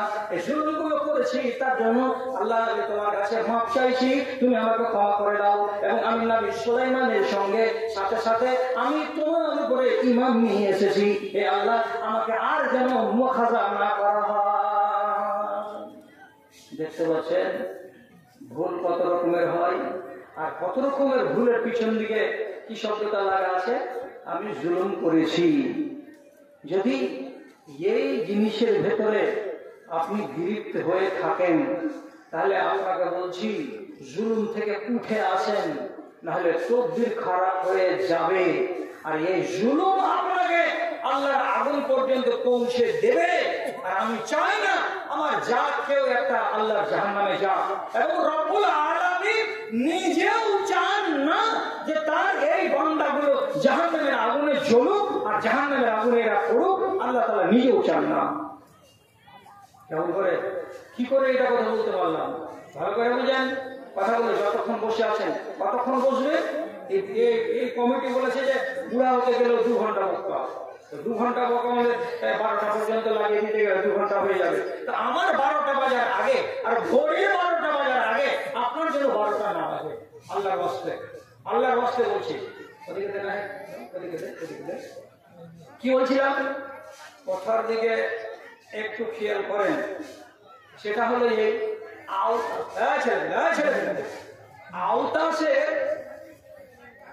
আওতাসে যুদ্ধের দিন অনেক মেয়ে ছেলে পিলে বন্দী হয়েছিল। অনেক এক জায়গাতে রাসূলুল্লাহ সমস্ত বন্দীগুলোকে রেখেছিলেন। চারিদিকে মিলিটারিদের ছাউনি, মুসলমান মিলিটারি। তাদের ভিতরে হঠাৎ একটা মেয়ে ছেলে এবার পেরেশান হয়ে দৌড়ে বেড়াচ্ছে। একবার ওখানে যা বলছে, একটা ছেলে দেখেন বাবা, আমি তো দেখিনি। আবার এখানে যে বলছে, ওরে বাবা তোমরা এখানে একটা ছোট ছেলে দেখেছো? জি না, আমরা খেয়াল করিনি। এখানে যাই, ওখানে যাই, ওখানে যাই, ওখানে যাই। ছেলেটা তার নিজের হারিয়ে গেছে মানুষের ভিড়ে, মানুষের ভিড়ে হারিয়ে গেছে। ছেলেকে যখন মা হারিয়ে দিয়েছে তখন মায়ের জানটা কিন্তু আর ঠিক না থাকবে। ছেলে হারিয়ে দিয়ে মা শান্তিতে থাকবে? আমার মেজো বেটা যখন 5 বছর বয়সে ওর খালাতো ভাইয়ের সঙ্গে শ্রীপুর থেকে ছোট ছেলে হাঁটতে হাঁটতে হাঁটতে চলে গেছে বহমা এর কাছে, তেলজান্নার কাছে। আইনুল হাক্কানি হলো আমার ভাইরা ওই বাড়ি। এদিকে সারা শ্রীপুর গ্রামকে খুঁজে খুঁজে পাওয়া যায় না, আর আমি বাংলাতে জলসা করতে এসেছি। আমি স্টেজে যাব আর এমন সময় খবর দিচ্ছে তোমার মেয়ে বেটাকে খুঁজে পাওয়া যায় না। আর এখন ভালো এই লোকটা ওয়াজ করতে পারবে? ছেলেটা হারিয়ে গেল, ঘন্টা তো তার বেজেই গেল। কি করবো কি করবো আল্লাহ কেনাকাটা একটু দোয়া করলাম, আল্লাহ ছেলেটাকে ফিরিয়ে দিল। ছেলে তো হারায়নি। এক কথাই বলতে চাইছিলাম, ছেলে হারিয়ে গেলে মার পেরেশানি বেড়ে যাবে। পরিষ্কার কথা, মা স্থির থাকতে পারবেন না, কোথায় গেল কোথায় গেল কোথায় গেল আমার ছেলে। শেষ পর্যন্ত ওই ভিড়ের এক প্রান্তে ওই বাচ্চাটাকে কিন্তু পেয়ে গেছে। নবী হাদিসে বলছেন বাচ্চাটার সঙ্গে এই মেয়ে ছেলেটি একেবারে বুকাবুকি হয়ে জড়িয়ে গেছে। বাচ্চাটাকে একবার পিঠে, একবার পেটে, একবার মুখে, একবার কপালে উল্টা পিল্টা উল্টা পাল্টা করে চুমু খেতে আরম্ভ করেছে। এবার অন্য জায়গায় পাওয়া যাচ্ছে যে বাচ্চাটাকে ওই মেয়ে ছেলেটি মানুষের আড়ালে চোখটাকে বাঁচিয়ে দিয়ে তার নিজের বুকের কাপড়কে খুলে দিয়ে বাচ্চাটাকে মন ভরে দুধ পান করালো। করার পরে মনটা যখন শান্ত, বাচ্চাকে ফিরে পেয়ে গেছে। রাসূলুল্লাহ দূরে দাঁড়িয়ে দাঁড়িয়ে তামাশা দেখছিলেন। তখন তিনি ঠান্ডা মাথায় জিজ্ঞেস করে বলছেন, সাহাবীরা তোমরা এই মেয়ে ছেলেটার 10 মিনিট আগেকার খবর তো জানো? জান না কত পেরেশান ছিল মেয়েটা? জি জানি। ব্যাকুল হয়ে খুঁজে বেড়াচ্ছিল, ছেলে কই ছেলে কই ছেলে কই। এই মেয়ে ছেলেটা ছেলেটাকে পেয়ে গেছে। এবার মন ভরে দুধ খাওয়ালো, বাচ্চাটাকে আদর করলো, সোহাগ করলো। তো তাহলে এর প্রতি এর মায়া মমতা সহানুভূতি কত আছে আন্দাজ তো করে নিয়েছো তোমরা। এবার আমি জিজ্ঞেস করে বলছি, রাসূলুল্লাহ বলছেন হাযিহিল মারাতু তারিহাতুন ওয়ালাদাহা ফিন্নারে।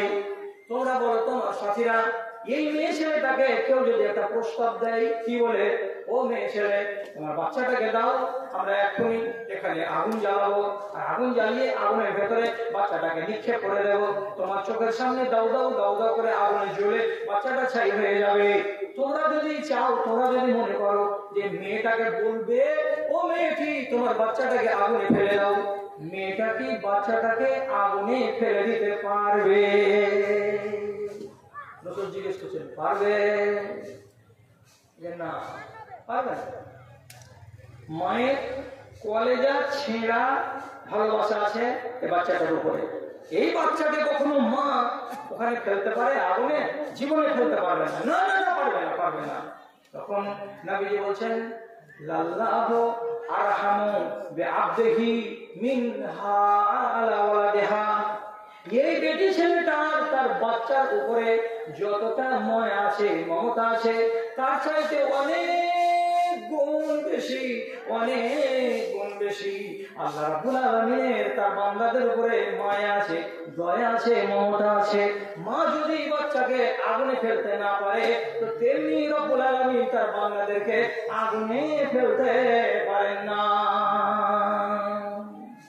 তাহলে তাহলে আমাদের ভেতরে এতগুলো লোক আমরা যাদের ব্যাপারে বলছি এরা আগুনে যাবে, আগুনে যাবে, কেন যাবে? তাহলে হাদিস বলছি এক, আর আমি আবার তর্জমা করলাম, আবার আমি কথা বলছি আর এক।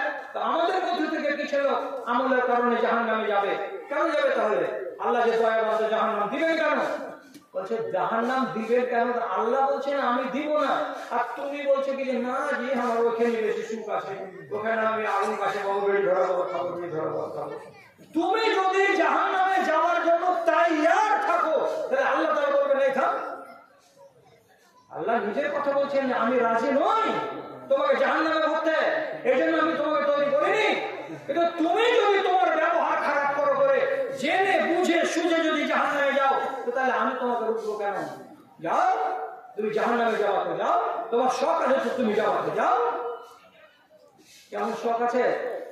তাহলে আমি আপনাকে যদি বলি এত এত ওয়াজ কোথায় চলে গেল? ডান দিক দিয়ে বাম দিক দিকে 5 কাটিয়ে চলে গেল। কেন মহব্বত তৈরি হচ্ছে না? কেন দিনকে ভালোবাসতে পারছে না? কেন আমাদের ইমান বাড়ছে না? কেন আমাদের ইমান কমছে? আজ 20 বছর আগে একটা ভাষণ শুনেছিলাম, 24 পরগনার একটা মন্ত্রী ছিল, ওর নাম ছিল ইয়াকুব ভোলাই। ইয়াকুব ভোলাই একটা বড় সমাজের জামালপুরের এলাকায় বিশাল সমাবেশ, 5,000 10,000 মানুষের সমাবেশে উনি বলেছিলেন মুখ খুলুন, একটা প্রশ্ন করবো, আর প্রত্যেকটা প্রশ্নের শেষখানে আপনার কাছ থেকে জবাব চাইবো, হয় হ্যাঁ বলবেন আর না হয় না বলবেন। আমরা ছোট ছেলে দুসরি জামাতে পড়ি ভাদু মাদ্রাসাতে গেছি ওই সম্মেলনটা শুনতে, তখন উনি এভাবে প্রশ্ন করে করে বলছেন কি বলছেন? 30 বছর আগে আমাদের দেশে যতটি মাদ্রাসা ছিল তার তুলনায় আজকের দিনে আমাদের দেশে মাদ্রাসার সংখ্যা বেড়েছে না কমেছে? বেড়েছে। সবাই বলে দিয়েছে যে জব দিতে হবে, তো সবাই বলছে বেড়েছে। আমাদের দেশে 30 বছর আগে যতটি মসজিদ ছিল তার তুলনায় আজকের দিনে আমাদের দেশে মসজিদের সংখ্যা বেড়েছে না কমেছে? বেড়েছে। আমাদের দেশে 30 বছর আগে যতটি রেল লাইন ছিল তার তুলনায় আজকের দিনে রেল লাইন বেড়েছে না কমেছে? হ্যাঁ বেড়েছে। বাসের সংখ্যা বেড়েছে না কমেছে? বেড়েছে। স্কুল কলেজ মাদ্রাসা মক্তব বেড়েছে না কমেছে? বেড়েছে। তাহলে স্কুল বাড়লো, কলেজ বাড়লো, মাদ্রাসা বাড়লো, মক্তব বাড়লো, ট্রেন বাড়লো, বাস বাড়লো, এরোপ্লেন বাড়লো, হাওয়াই জাহাজ বাড়লো, জনসংখ্যা বাড়লো, বেড়েছে বেড়েছে বেড়েছে। হঠাৎ করে প্রশ্ন ছেড়ে দিয়েছেন কি যে 30 বছর আগে আমাদের দেশে মুসলমানেরা যে ধরনের ইমানদার ছিল তার তুলনায় আজকের দিনে মুসলমানদের ইমান বেড়েছে না কমেছে? লোকেরা ঝোঁকের মাথাতে হাত তুলে বলছে হ্যাঁ বেড়েছে। তারপরে আবার বিষয় না না না না না না না না না, ইমান বাড়ে না, ইমানের যাত্রা নিচু দিকে। আপনারা বলেন না ওই 5টা প্রশ্নের শেষে যদি আপনাকে লাগিয়ে দিয়ে বলি যে 30 বছর আগে আমাদের দেশে যে ইমান ছিল আজকের তুলনায় সেই ইমান আমাদের দেশে আছে না? ইমান, ওই ইমান কোথায় আছে? জি, একটা দিন চলে আসছে ইমানকে 7 ব্যাটারির লাইট দিয়ে খুঁজে পাবেন না। হ্যাঁ ওয়াজ করি আর মানুষের দুর্দশা দেখি, দেখার পরে জানে খেদ হয়, আর খেদ হওয়ার পরে যখন রাসূলুল্লাহর হাদিসগুলোকে পড়ি তখন মনে সবুজ চলে আসে। কেন চেঁচাছিলে? কেন চিৎকার করছিলে? রাসূল যে কথা বলে রেখেছেন হাদিসে, এই কথা যে লেখা আছে হাদিসে, তো হাদিস কি মিথ্যা হবে? হাদিস তো সত্য হবে। কি লেখা আছে হাদিসে? হাদিস কি লেখা আছে? আল্লাহ এক গাদা কথা লেখা আছে। কতটি কথা বলতে বলতে 12টা আমার বুঝে যাবে মনে হয়, কতটি বলবো না, কয়টা আপনাকে দিচ্ছি। রাসূলুল্লাহ বলছেন 12টা পেরিয়ে যাক না, কি আছে? রাসূলুল্লাহ বলছেন লা তাকুমু সাআতু হাত্তা ইয়াতাবাহা নাসু ফিল মাসাজিদে। অতদিন পর্যন্ত কিয়ামত হবে না আর কিয়ামত কাছে আসবে না। ওরে আমার দেশের মানুষেরা কান করে শোনো, ভালো করে বুঝেও, যেদিন দেখবে তোমাদের দেশের লোকেরা মসজিদ নিয়ে কম্পিটিশন শুরু করে দিয়েছে, মসজিদ নিয়ে কম্পিটিশন শুরু করেছে, তার মানে কি বহাল মসজিদকে ভেঙে দিল, দেওয়ার পরে নতুন মসজিদ বানাতে লাগলো। মসজিদ যদি প্রয়োজন পড়ে তো ভাঙাও যায়, নতুন করে গড়াও যায়, কিন্তু কোনো প্রয়োজন নয়, বিনা প্রয়োজনে পুরাতন মসজিদকে ভেঙে দিয়ে নতুন মসজিদ বানাতে লাগলো। এবার এই গ্রামের লোক বলছে, আরে কি করেছে জানিস, নিউ সামনে সকালেরা টাইলস বসাচ্ছে মসজিদে। আরেকজন বলছে আমরা কোন অংশ কম আছি, হ্যাঁ কালিচা 11 লক্ষ টাকা করবো, হয়ে গেল হুড়কি, এক হুড়কিতে 12 লক্ষ টাকা জমা। কি করবে, মসজিদে আমরা টাইলস বসাবো, হয়ে গেল টাইলস। তারপর ওই যে ওই গাওয়ালা নল বসাচ্ছে সুন্দর সুন্দর, আর বসার জায়গা বানিয়েছে, আমরা বানাবো। আপনি সুন্দর করে ওযুখানা বানিয়ে নিলেন। আগেকার মসজিদের সামনে কি ছিল, একটা টিউবওয়েল ছিল আর 3টা প্লাস্টিকের বদনা ছিল। এখন আপনার বসার জন্য মোজাক পাথর লাগানো, বসার জায়গা আর সুন্দর একটা নল লাগানো হয়েছে। তারপরে হঠাৎ করে খবর চলে আসলো আপনার কানে যে অমুক গ্রামের মসজিদওয়ালারা মাথার উপরে সুন্দর সুন্দর 0 বাল্ব দিয়েছে, কোনটা লাল, কোনটা সাদা, কোনটা সবুজ, কোনটা হলুদ। যখন জ্বলছে তখন মন ভরে যাচ্ছে। এরা বলছে আমরা কিছু কম আছি, আমরা এরকম সুন্দর সুন্দর বাল্ব বসাবো। এরাও বাল্ব বসিয়ে নিল। হঠাৎ করে খবর চলে আসলো, কি বলে ওইদিকে পূর্ব দিকে একটা তারসুর গ্রাম আছে, ওখানে মসজিদ দেখে আসলাম, ওরা নিজেদের মসজিদে এসি বসিয়ে নিয়েছে, নামাজ পড়তেছে। মুসলমানেরা আরামের সঙ্গে নামাজ পড়ছে এসি চালিয়ে দেওয়ার পরে। এরা তখন বলছে আমরা কিসে কম আছি, আমরা চাঁদা ভ্রমণ করবো, চাকারে এসে লাগিয়ে দিলাম। এবার আজান পড়লো, কি বলে সালাতু খায়রুম মিনান নাওম, মিষ্টি সুরে আজান পড়লো। কি ব্যবস্থা করা যায়, মসজিদে আসবে, সুন্দর করে বসবে, নল টিপে উজু বানাবে, ফ্যানের নিচে ঘুরঘুর করে ফ্যান চলবে, বাতাস খাবে, আর ইমামের পিছন দিকে দাঁড়িয়ে নামাজ পড়বে। আজান পড়ে গেল, কিন্তু আজানের আপনি কি মূল্য দিলেন, ঘুমিয়ে ঘরের ভেতরে থেকেই গেলেন, মসজিদে ফ্যান ঘুরতেই থাকলো, ওযুখানার নল থেকেই গেল, টাইলস বিছানো থেকেই গেল, দামি দামি কালি এবং শতরঞ্জি এত লম্বা লম্বা কিনে বসিয়েছিলেন, টাকাটা হলো 120 টাকা করে মিটার, এত দামি দামি মখমল বসিয়ে রেখেছেন, সব ফাঁকা পড়ে আছে। আজান বললাম, আজানের জবাবে কেউ লাব্বাইক বললো না, এখানে আর কেউ ফিরে আসবো না। মিনার হতে ভাসিছে আজান, মিনার হতে ভাসিছে আজান, হাইয়া আলাল ফালাহ, লাঙল ফেলিয়া মসজিদে চলো, ভুলবে মনের জ্বালা রে, ভুলবে মনের জ্বালা। আর আমাদের হিসেব করে বসে অনেকে লাগাও আশা, হাই রে মানুষের মিটিল না আশা, মানুষের মিটিল না আশা। শিশু হয়ে এসে জোয়ান হয়েছ, এখন বন্ধ তোমার উজান পথ, ভাটির পানে চলেও জ্ঞান পাইলে না, তুমি নাদান বড়ই আলবত রে, তুমি নাদান বড়ই আলবত। আখেরাত বেঁচে দুনিয়া যে কেনে, আখেরাত বেঁচে দুনিয়া যে কেনে, কঠিন হবে তার দশা। হায় রে মানুষের মিটিল না আশা, মানুষের মিটিল না আশা। আধা ঘন্টা ইমাম সাহেব ইন্তজার করলেন, আর তারপরে এবার নামাজ কায়েম হচ্ছে। আল্লাহু আকবার, আল্লাহু আকবার, আশহাদু লা ইলাহা ইল্লাল্লাহ। ইকামত দিয়ে নামাজ শুরু করলেন।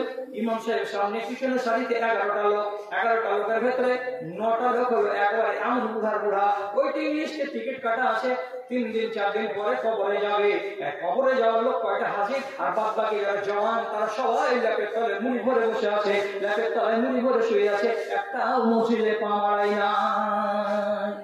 কি করে নবী কি বলছেন, মসজিদ নিয়ে কম্পিটিশন চলবে, রঙের কম্পিটিশন, ডিজাইনের কম্পিটিশন, আর আসবাবপত্রের কম্পিটিশন চলবে, নামাজ নিয়ে কম্পিটিশন হবে না। मस्जिद तो बना दी सब भर में, मस्जिद तो बना दी सब भर में, ईमान की हरारत वालों ने, मन अपना पुराना पापी है, बरसों में नमाजी बन न सका, बरसों में नमाजी बन न सका। आकी होवे वो जो वतनते করব এবারে তো উল্টা পাল্টা দিয়ে দিলাম, খালি জমাটা দিয়ে দিলাম। হাদিসে আছে কি वतनते করব এবারে তো এমন একটা সময় আসবে, গ্রামের ভেতরে শিক্ষিত লোক থেকে যাবে, তাদেরকে কেউ কথা দেবে না। কথা বলবে কে, যেটা ঘোড়া সাথে কথা বলবে কে, যেটা হজা করা যায় না সে কথা বলবে কে, যেটা মূর্খ নিরেট সেটাই কথা বলবে। ওই হলো প্রধান, আর ওই হলো মিম্বার, আর ওই হলো প্রেসিডেন্ট আর ওই হলো ক্যাশিয়ার। কিসের জন্য ক্যাশিয়ার হলো? বাহুতে বল আছে, আমাকে বাদ দিয়ে কার বেটা প্রধান হবে, আমাকে বাদ দিয়ে কে মসজিদের সেক্রেটারি হবে, আমাকে বাদ দিয়ে কে ক্যাশিয়ার হবে মাদ্রাসার, আমি ছাড়া কেউ হতে পারবে না। এটা সই করতে পারবে? সই করতে গেলে জোহরটা শুরু করবে, আসরটা সামনে, এত লম্বা সই আর এত টাইম নেবে নিজের সইটা করতে গিয়ে। হাকিমের সামনে যদি সই করে, হাকিম বলবে কি করছো তুমি ওখানে করে? সই করছে স্যার। সই করছে না সই গড়াইছে? হ্যাঁ, সে গওয়ার হবে কি? মজলিসের ওই হবে সভাপতি। বিচার যদি লাগবে একটা বহু ছাড়ার, তো যদি কেউ বলে আবুল বাসির মৌলানাকে ডাক না রে, তার হাতের মশলা আছে, এই গান্ডু কি বলবে? গোটা দেশের বিচার করে বলে চাই জমশেদের বেটির ছাড়ানোর বিচারটা করতে পারবো না। কি কথা দেখেন তো? তুমি জানো না যে একটা বিয়ের মশলা নষ্ট হবে, ওইখানে কাকে কি দিতে হবে, কাকে কি নিতে হবে, একটা আলেম লাগবে না মজলিসে? বলছেন আমরা কাফি আছি। রাসূলুল্লাহ কি বলছেন? আত্মান্তে করবো ইবাদত। যেগুলো মাথা মোটা লোক তারাই কথা বলবে, আর তারাই সমাজের দায়ভার নিয়ে নেবে।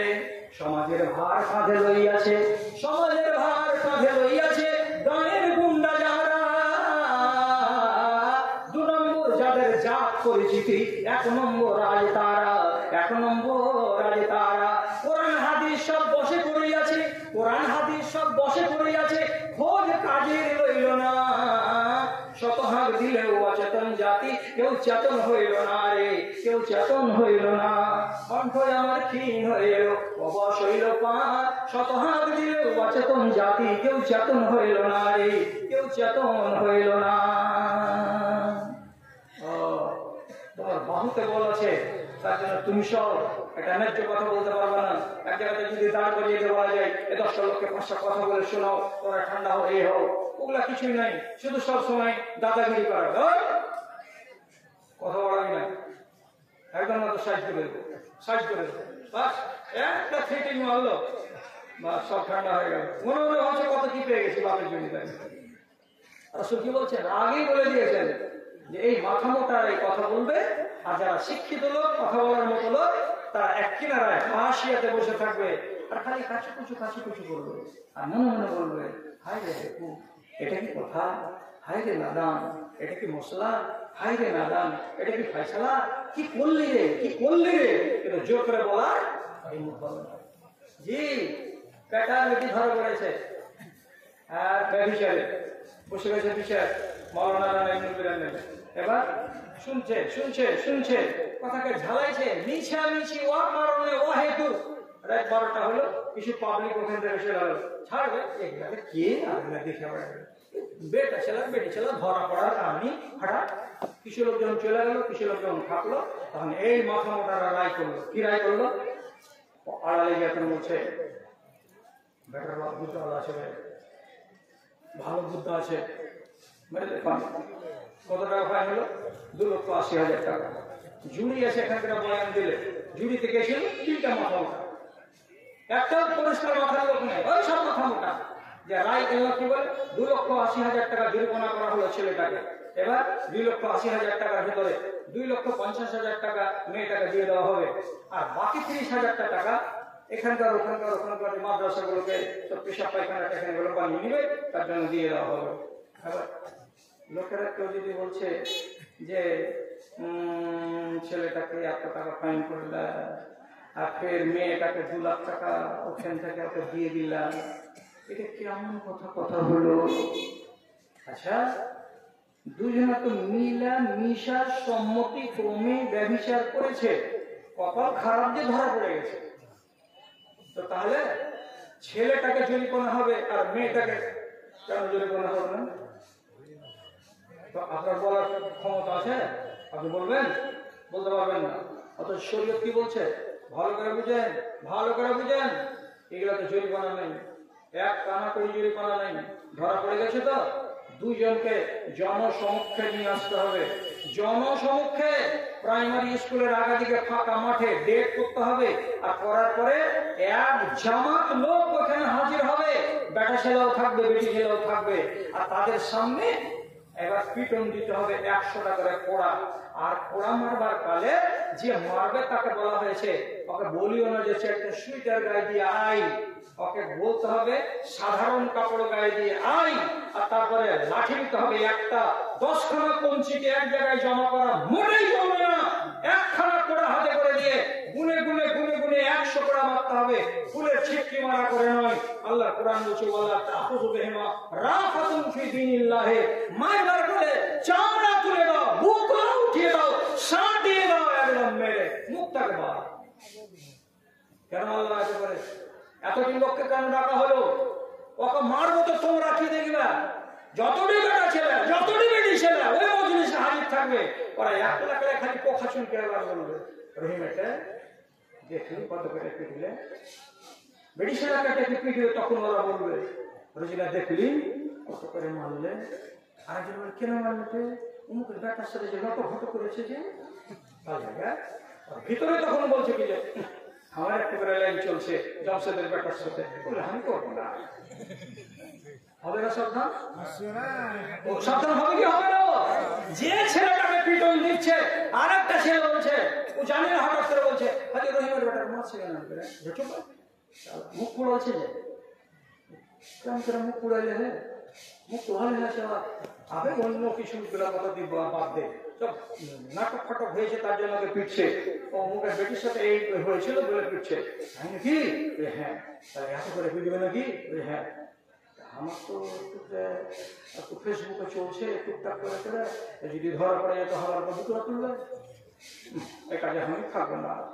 তাহলে শিক্ষা নেবে ছেলে, শিক্ষা নিবে মেয়ে, তার জন্য আল্লাহ তাআলা বলছেন জনসমক্ষে ফিল্ডে নিয়ে এসে পিটন চালাও। আর পিটবার নিয়ম হলো এই, ইবরাত নিবে, জ্ঞান নিবে লোকেরা। আর তা না করে আপনি কি বললেন, বিচার করতে বসলেন, শাস্তি থেকে গেল, জরিমানা মেরে দিল। কাকে? তো বেটা ছেলেটাকে। বেটি ছেলেটার নামে কেন দিলা? ওর ইজ্জত নষ্ট হয়ে গেছে, কেউ যে বিয়ে করবে না। তো ওর ইজ্জতটা নষ্ট হওয়ার জিনিস আর বেটা ছেলেটা নষ্ট হয় না? তাতে কি এয়ার কন্ডিশন দেওয়া আছে আল্লাহ তাআলা? হ্যাঁ, এটা নষ্ট হলো না, ওটা কেন নষ্ট হয়ে গেল? আসল কথা বুঝেন তো বুঝেন, কেমন এটা মাথা ঝুঁকাবে। ব্যাধি ছেলে যদি কেউ ধরা পড়ে, 1 নম্বর আসামি বেটা ছেলে না বেটি ছেলে? বেটি ছেলে। আমি বলছি না কি, আল্লাহর কোরআন বলছে আয-যানিয়াতু ওয়াজ-যানি ফাজলিদু কুল্লা ওয়াহিদিন মিনহুমা মিআতা জালদা। যদি ব্যভিচারিণী নারী আর ব্যভিচারী নর যদি ধরা পড়ে যায়, তাহলে তাদেরকে পিটা 100 করা। তো নাম কার আগে এসেছে? বেটা ছেলে না বেটি ছেলে? বেটি ছেলের আগে। বেটি ছেলের কেন আগে নাম এলো? আল্লাহর কসম, আল্লাহর কসম, আল্লাহর কসম, পৃথিবীর কোন নারী যদি রাজি না থাকে, তাহলে কোন পৃথিবীর বেটা ছেলের এতক্ষণই কলেজা নেই যে জোর করে তার সঙ্গে সহবাস করতে পারে। ওকে চ্যালেঞ্জ থাকবে, কোন রমণী না থাকতে গেলে তার কাছ থেকে জোর করে তার সাথে সম্পর্ক কায়েম করা যাবে না। আর যদি জোর করে সম্পর্ক কায়েম করতে যাই, তাহলে 1 থেকে 2, 2 থেকে 3 জন লোক লাগবে, তাহলে জোর করে সম্পর্ক করা যাবে। আর জোর করতে গেলে তখন ওটাকে ব্যভিচার বলে না, ওটাকে ধর্ষণ বলে। কি বলে ওটাকে? ধর্ষণ বলে। ধর্ষণের শাস্তি আলাদা, ব্যভিচারের শাস্তি আলাদা। তুমি তোমার মতো মাথা মোটা বিচারক, তুমি 1,80,000 টাকা ফাইন মেরে দিলে বেটা ছেলেটাকে, আর ওই টাকাটি দিতে গেলে কাকে? বেটি ছেলেটাকে। বেটি ছেলেটা যখন 1.5 লক্ষ টাকা পেয়ে, 2.5 লক্ষ টাকা পেয়ে গেল, আর একদিন কানে কানে রহিমার মাকে যা করেছে, 1 বছর এগুলা কালি পড়ে যায়, তারপরে ফের একটা পার্টি ফাঁসাবো, ফের 2.5 লক্ষ টাকা মেরে দেবো, বাস। আর এখন দম দম দম দম করে আবার করে কেন খাবো? তো তুমি তো লল্লা বাড়িয়ে দিলে। কার? একটা বেটি ছেলে। আরেকবার কর, আরেকবার ধরা কর, আরেকবার বিচার হবে, আরেকবার ফাইন পাবি। এই নাজায়েজ কাজ করার জন্য কে করে দিচ্ছে এগুলা? রাসূলুল্লাহ হাদিসে কি বলেছেন? প্রথম তা করবো ইবাদত, মাথা মোটার এই দায়িত্ব মাথায় করে নেবে। চলে আসছে, আগামীতে চলে আসছে ওই যুগটা। তারপর আর একটা কথা বলে নি, কথাটা কি বলি? রাব্বুল আলামিন বলছেন মোটা চামড়ার লোককে আল্লাহ তাআলা দেখতে ঘৃণা করেন। মোটা চামড়ার লোককে আল্লাহ তাআলা দেখতে ঘৃণা করেন। ইন্নাল্লাহা ইউবগিযু কুল্লা জা'জারিন জাওয়াজিন সাখাবিন ফি সুকে জিফাতুন বিল লাইলি ওয়া হিমাদুন বিন নাহারে। যাদের চামড়া মোটা, রব্বুল আলামিন বলছেন তোমাদেরকে দেখতে আমার ইচ্ছা করে না। চামড়া মোটা মানে কি? এরকম মোটা মোটা পেটের চামড়া, এটা নয় রে বাবা আমার। চামড়া মোটা মানে ওর স্বভাব মোটা, চামড়া মোটা মানে ওর বুদ্ধি মোটা, চামড়া মোটা মানে হুজ্জতিকারী লোক, এই লোককে বলা হয় চামড়া মোটা। এরকম লোককে রব্বুল আলামিন বলছেন তার নবীকে দিয়ে এগুলো পছন্দের লোক নয়। কেমন এরা লোক? রাতের বেলায় ঘুমাবে তো মরা কুকুরের মতো, আর সকাল বেলায় জাগবে তো জিন্দা গাধার মতো। রাতে একে মরা কুকুরের মতো ঘুমাবে মানে জিফাতুন বিল্লাইল মুর্দা জানোয়ার। কুকুর মরে গেলে একদম ওইখানে মাদ্রাসার পাশা দিকে ওই কিনারাতে ফেলে দিয়ে আসবেন। প্রথমে যেভাবে ফেলে দিলেন এই যে ট্যাঙ্ক ছেড়ে আসে এমনি করে, বুধবারে ফেলবেন বৃহস্পতিবারে দিয়ে দেখবেন ট্যাঙ্ক ছেড়ে গেছে, শুক্রবারে দেখবেন ট্যাঙ্ক ছেড়ে গেছে, ও নড়বে না। একগুলো মানুষ যাদের চামড়া মোটারা কেমন এসারের টাইমে বাড়ি আসবে, খানাটি খাবে, মুখ হাত পা কিছুই ধোবে না, বিনা মুখ হাত ধুয়ে বিনা নামাজে শুয়ে যাবে। শুয়ে যে যাবে মরা জানোয়ারের মতো শুবে, রাতের বেলায় একবারও জাগবে না, তার মুখ দিয়ে একবারও দোয়া বের হবে না, তার মুখ দিয়ে একটা জিকির বের হবে না। অথচ যারা মুমিন মুসলমান ওযু করে নামাজ পড়বে, নামাজ পড়ে খানা খাবে, খানা খাওয়ার পরে শুয়ে যাবে, শুয়ে যেতে গেলে আবার দোয়া বলবে, আর দোয়া করে তারপরে ঘুমাতে যাবে। আর তারপরে যদি আল্লাহ না করে খারাপ স্বপ্ন দেখে তো চট করে ঘুম ভাঙতে গেলে বাম দিকে আউযুবিল্লাহ পড়বে, পড়ার পরে তিনবার কি করবে? থুতু ফেলবে। আউযুবিল্লাহ এটা জিকির। যদি পিশাবের টাইম লেগে যায়, বাইরে যাবে, যাওয়ার কালে বলবে আল্লাহ নাউযুবিকা মিনাল খুবুসি ওয়াল খাবাইসি, এটা একটা জিকির, একটা দোয়া। পিশাব করার পরে বাইরে এসে বলবে গুফরানাকা, পিশাব শেষ করে এলো, বাইরে এলো তো একটা দোয়া পড়লো, ফজরের বেলায় আযান পড়বে তো উঠবে, উঠতে গেলে এবার উযুতে যাবে, উঠতে গেলে দোয়া পড়বে, উযু শেষখানে দোয়া পড়বে। কটার টাইমে এখন করতে হয়? রাত 5টার টাইমে করতে হয়। আর এমন একটা মরা কুকুর ওই এশারের টাইমে শুয়েছে, চলতে আছে চলতে আছে চলতে আছে। কতটার সময় যাবে? বেলা 7টার সময় যাবে। এতক্ষণ কি ছিল? মরা কুত্তা। ঘাটা গেলবি নাকি? আমাকে মরা কুত্তা বলছ? তোমাকে মরা কুত্তা বলিনি, তোমার স্বভাবকে মরা কুত্তা বলা হচ্ছে। তুমি তো মানুষের বাচ্চা, তোমার স্বভাব যদি এরকম হয়ে যায়, রাসূলুল্লাহ বলছে চামড়া মোটা লোক বেড়ে যাবে সংসারে। আর দেখবে ছেলে এবং মেয়ে উভয় পক্ষে নামাজের পাত্তা করবে না, নামাজের পরোয়া করবে না, এভাবে শুয়ে থাকবে। আর যেমনি সকাল হবে জিন্দা গাধার মতন চেঁচাবে। কেমন জিন্দা গাধা? তীরমোহনীতে যাবে, আগে থেকে ভদ্রলোকের আসে আপান করছে, বসে আছে ঠান্ডা মিজাজে, গেল যাওয়ার পরে রোডের এখান থেকে 20 হাত দূরে বলে সঙ্গ এটা একটা চা পাঠাবি তো দিকে, এটা ফাঁসতে গেল রে, আসতে করে বললে তো হবে। এখানে আমার বাপ বসে আছে, এখানে আমার চাচা বসে আছে, এখানে আমার দাদা বসে আছে, এখানে গ্রামের সমাজের ভদ্রলোকগুলো বসে আছে। ওখানে যাওয়ার পরে প্রথম কাজ ছিল কি?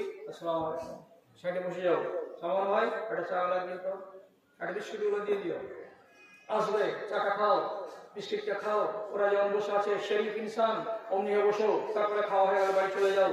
তোমার চরিত্র খারাপ। কি তুমি হলে সকালবেলায় জিন্দা গাধা। গাধা আজকে আওয়াজ করে না, জোরে আওয়াজ করে।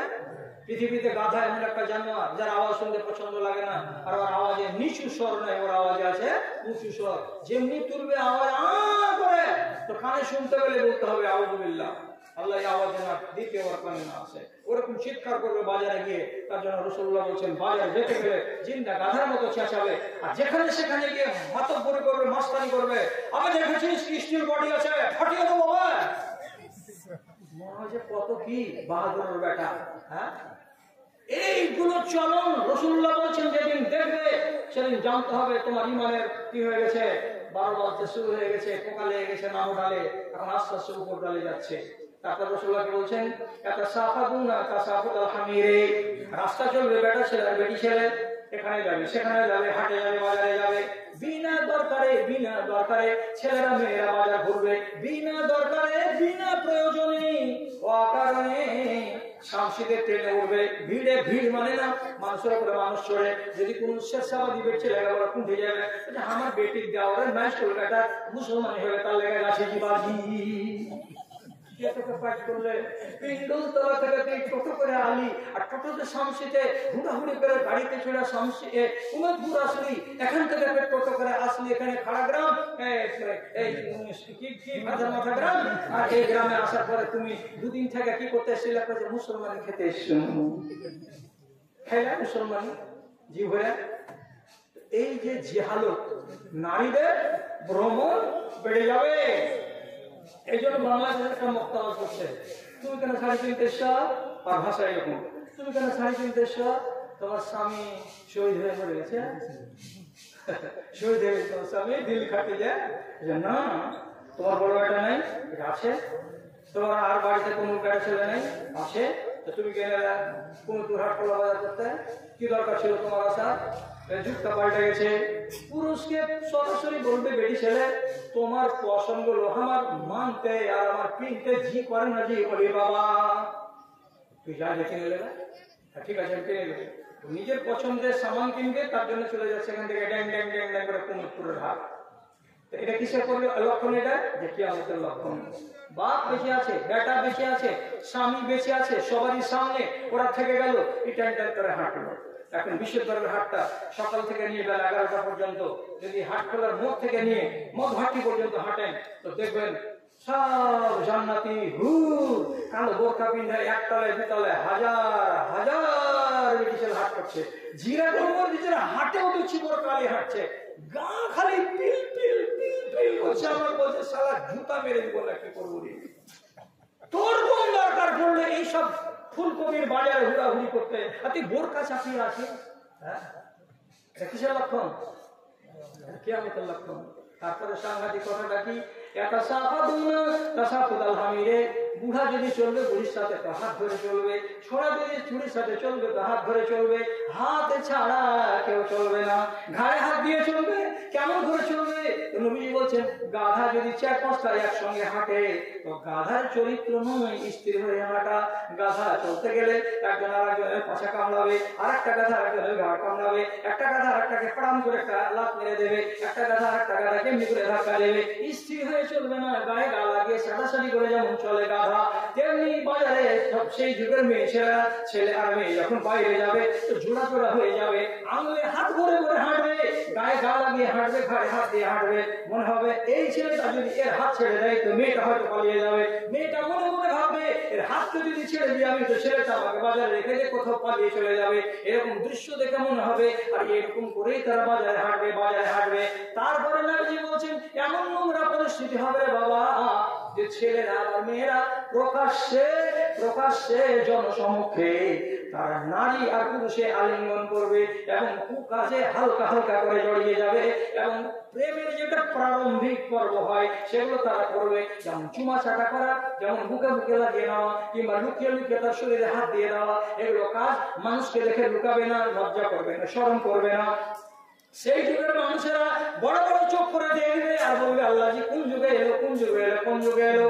তখন সেই যুগের মানুষেরা যদি একটা কোনো ভালো মানুষ হয় সাহস করে নিষেধ করতে পারবে না, তখন কি বলবে? লাউ ওয়ারাইতুম ইলা ওয়ারাইল জিদারে, এ কার বেটা আর কার বেটি, তুমি ওপেন বাজারে এগুলো কেন করছো? তুমি যদি এই দেওয়ালের ওই পারে চলে যাও আর ওখানে গিয়ে যদি দেওয়ালের আড়ালে বসে বসে তোমরা চুমাচাটা করো গাও, তাহলে তোমাদেরকে কেউ নিষেধ করতে যাবে না। বাবারে সড়ককে ছেড়ে দাও, এ রাস্তাকে ছেড়ে দাও, আর মফস্বল জায়গাতে চলে যাও, এই কথাটা বলার সাহস করতে পারবে, তাছাড়া তাদেরকে নিষেধ করার ক্ষমতা হবে না। চোখে দেখো এগুলো সব চোখে দেখতে পাচ্ছি আর চোখে দেখতে পাবে। রাসূলুল্লাহ বলেছেন, আবু দাউদের হাদিস আছে, আউয়ালু মা ইরফাউ মিন হাযিহিল উম্মতি আল খুশু। এই উম্মতকে আমি অনেক কিছু দান দিয়েছি, আমার নিয়ামত অনেক আছে, জমি দিয়েছি, জিরাত দিয়েছি, টাকা দিয়েছি, পয়সা দিয়েছি, ধন দিয়েছি, দৌলত দিয়েছি, গাড়ি দিয়েছি, বাড়ি দিয়েছি, বিবি দিয়েছি, বাল বাচ্চা দিয়েছি, অনেক অনেক অনেক নিয়ামত দিয়েছি। আর ভেতরে আল্লাহ রাব্বুল আলামিন এরাই বলছে সর্বপ্রথম যেটা নিয়ামত আল্লাহ তাআলা এই উম্মতের কাছ থেকে কেড়ে নেবেন সেটা কি? খাশিয়াতে ইলাহি, মানে আল্লাহর ভয়।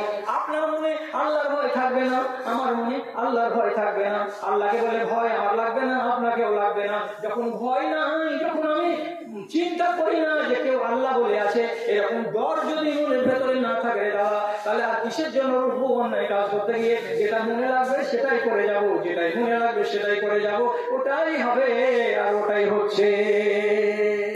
শেষ কথা হলো এই, রাসূলুল্লাহ বলেছেন, এটা হলো হাদিস, আপনি মাথায় রাখবেন। আল্লাহর ওয়াসে আমার দাদারা, আমার ভাইরা, আমার মায়েরা, আমার বোনেরা এই হাদিসটাকে মাথায় অবশ্যই রাখবেন। কালকে সকালবেলায় চায়ের দোকানে একটা ভাইকে আপনি শিখিয়ে দেবেন। রাসূল কারীম বলেছেন, ইন্নাল ঈমানা লা ইয়ারিজু ইলাল মাদিনাতি কামা তারিজুল হাইয়াতু ইলা জুহরিহা। মাগরিব যখন হয় তখন একটা সাপ খাল থেকে বেরোয়, খাল থেকে বেরিয়ে ওই কোণা থেকে চলতে শুরু করলো, কিলবিল কিলবিল কিলবিল করে এদিকে গেল। সকাল যখন দেখবে যে সূর্য ফুটতে চলেছে তখন ও বলবে কি, এখন দিনের বেলা দিন ফুটতে চললো, এখন খালি যদি আমি না ঢুকি তো লোকেরা আমাকে লোকেরা আমাকে বেরিয়ে মেরে ফেলে দিবে। তো যে খাল থেকে বেরিয়েছিল চড়াই করা শেষ হয়ে গেলে ফজরের বেলা আবার ওই খালে যেমন ঢুকে যায়, তেমনি রাসূলুল্লাহ বলছেন ঈমান এসেছিল মদিনা থেকে। কোথা থেকে? ঈমান এসেছিল মদিনা থেকে। এলো কোথায়?